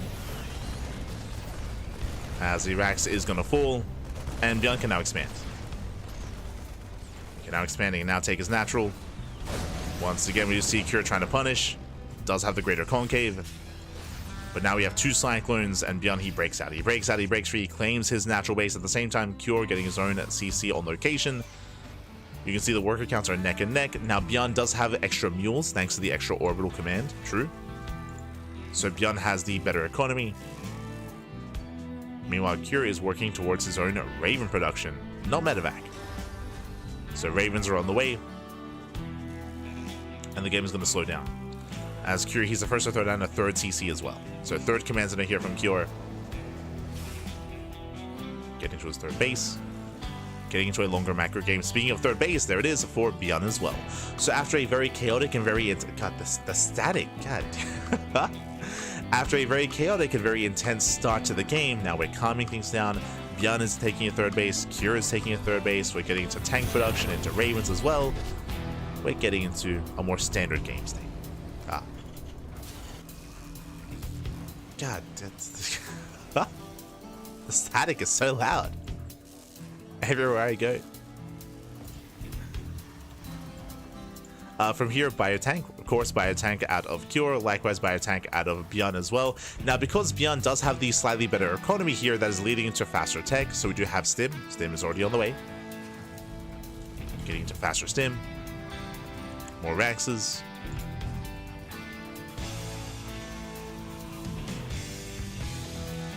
Calm down, but this is the finals, yeah.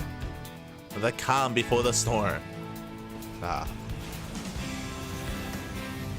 As now we can indulge in the map itself. Welcome one more to Tokamak. Tokamak is, I would say, a more defendable base than, defendable map than the previous map, I should say. We do have the triangular 3rd base, which does have a lot of ramps coming into it. Likewise, we have the linear 3rd as well, which also, I would say, is maybe a little bit more exposed, but there is another choke point. As opposed to other maps, this center location is walled off by rocks. Usually, I say usually, on Magnatha, for example, it is open.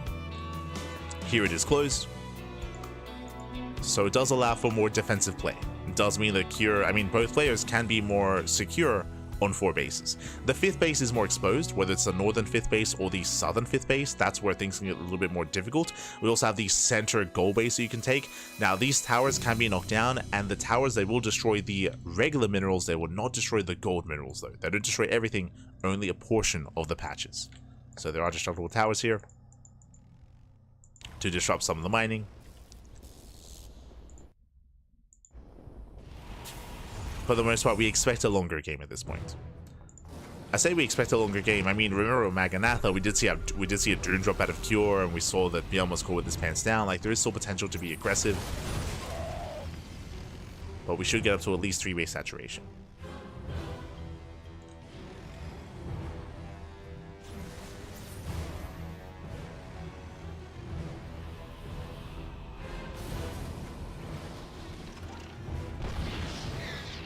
Tank is going to be going up. ByuN securing his 3rd. West Cure back at home.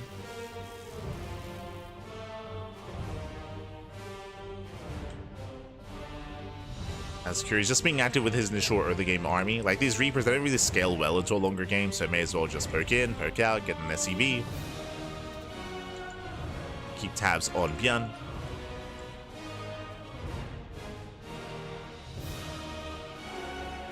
As Cure is the first to move out. Okay, he moves out as he's expanding, trying to catch out the Cyclones. He does get one.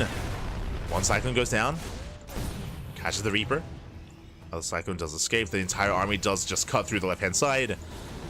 ByuN trying to keep up with the rotation. Repositioning his tanks. Complete. Okay, he has 2 Ravens. Both players have 2 Ravens. How good are the disables going to be? Curie scans. Rotates once again. Does find the Cyclone. Cyclone and the Hellion. Curie shuts him down. ByuN likewise trying to keep up. Doesn't spot the army yet. ByuN, he rotates towards the left. He does see the Marines. Does see the rotation. Up. There's the skin. Armies, they scan each other. This fight can still go either way. Look at the units tab here. We have a slight tank advantage for ByuN. He's up 1 tank, but he's down in Marines. Down in Medivacs. ByuN is versus Siege. Oh. Yeah, first shot goes off. ByuN chasing Cure Fire out onto the map. Does chase him out. ByuN, calm down. Pulls away as this does occur. We do see Cure getting a 4th. Likewise, so does ByuN. Both players expands on location. ByuN the first to siege. Here come the disables.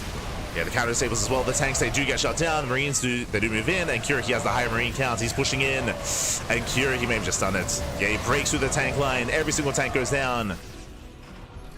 Again, Cure, he had the higher Marine count to begin with. And without the tanks, Cure comes out on top. Comes out on top, and ByuN, he's in so much trouble here. One fight is sometimes all it takes. Cure, he saved all of the tanks. And here come more disables. He has more matrices available here. He's gonna get both. Yeah, he gets both. Ay, ay, ay. And there's nothing stopping Cure. Gets a tank. Boys are being pulled. And we were hoping for a back and forth. Oh my god, the SCVs that get annihilated. We were hoping for a game 4 or game 5, but nah, Cure. He's here to win, Pappy. He's here to claim the series. Every game going for a proxy. Didn't win the game because of the proxy, but still breaks through nonetheless. Takes down all the fire, breaks through the siege line. And ByuN has nothing left. Losing all the tanks. Losing 30 SCVs. Liberation has arrived. Let's go. Does have a couple of Liberators. And they can actually pose an issue here. They can pose a problem, but now they're going to be focused down.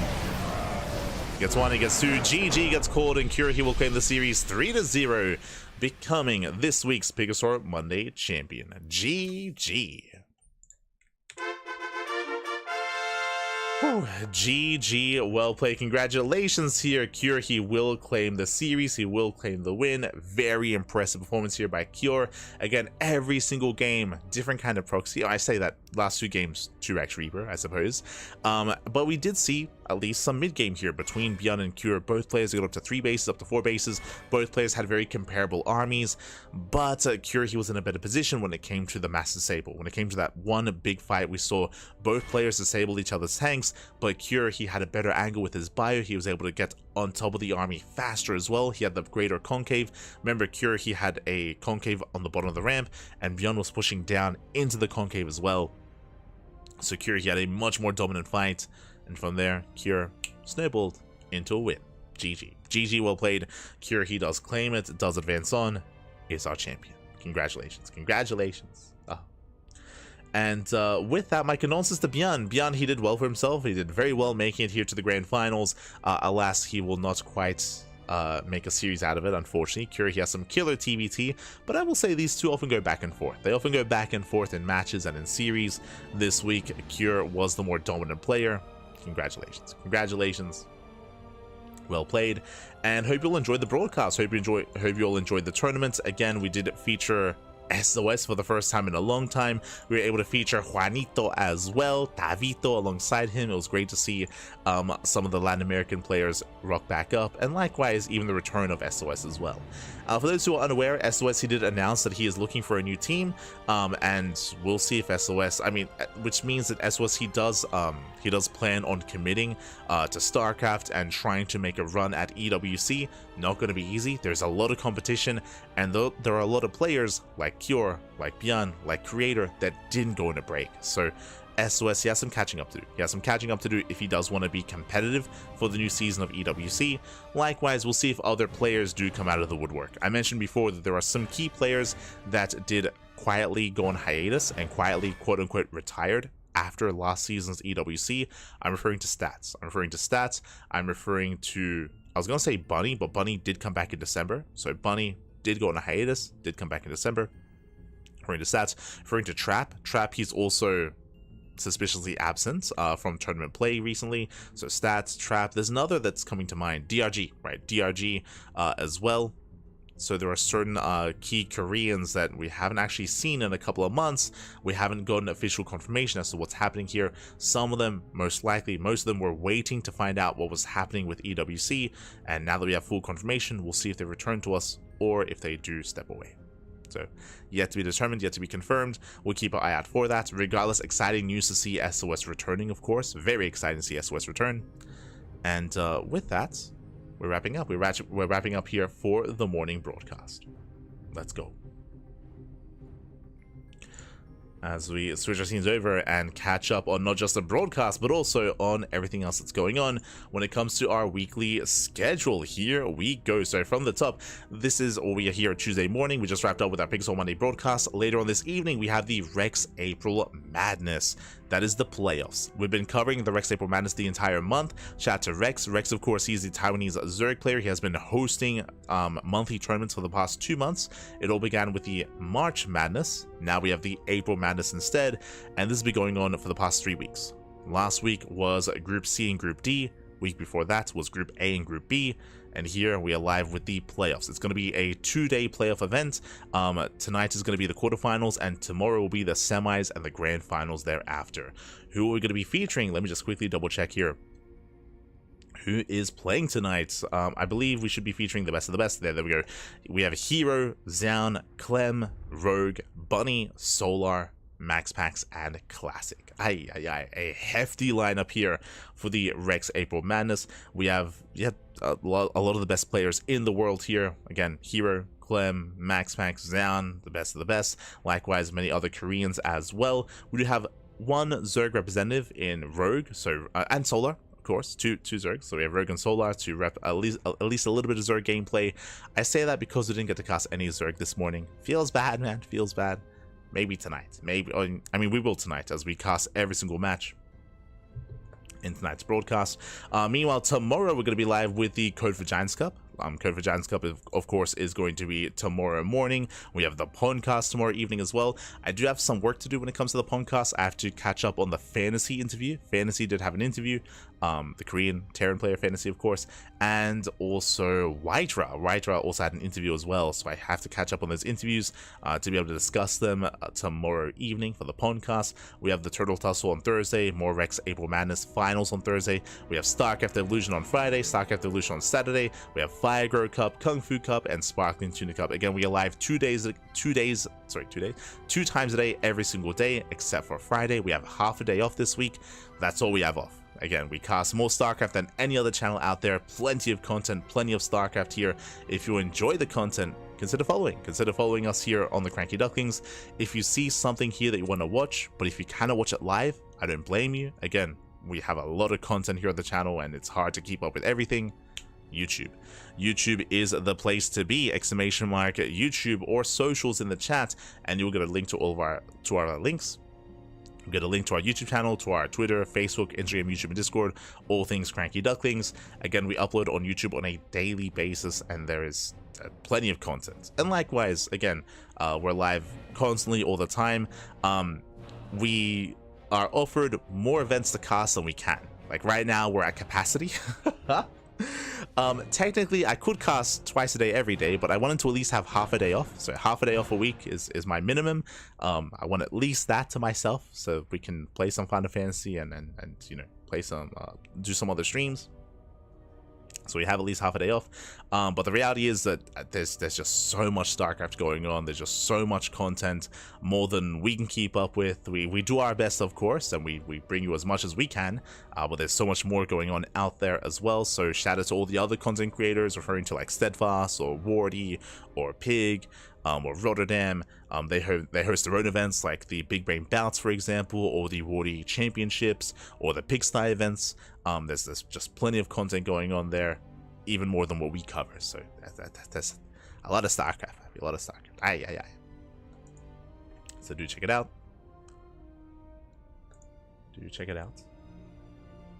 Now time for 1,000 light Papi ladder games. Gah, Papi, gah. Let's go.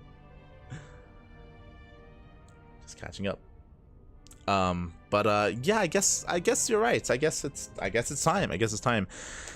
For those that are curious, I did mention this previously.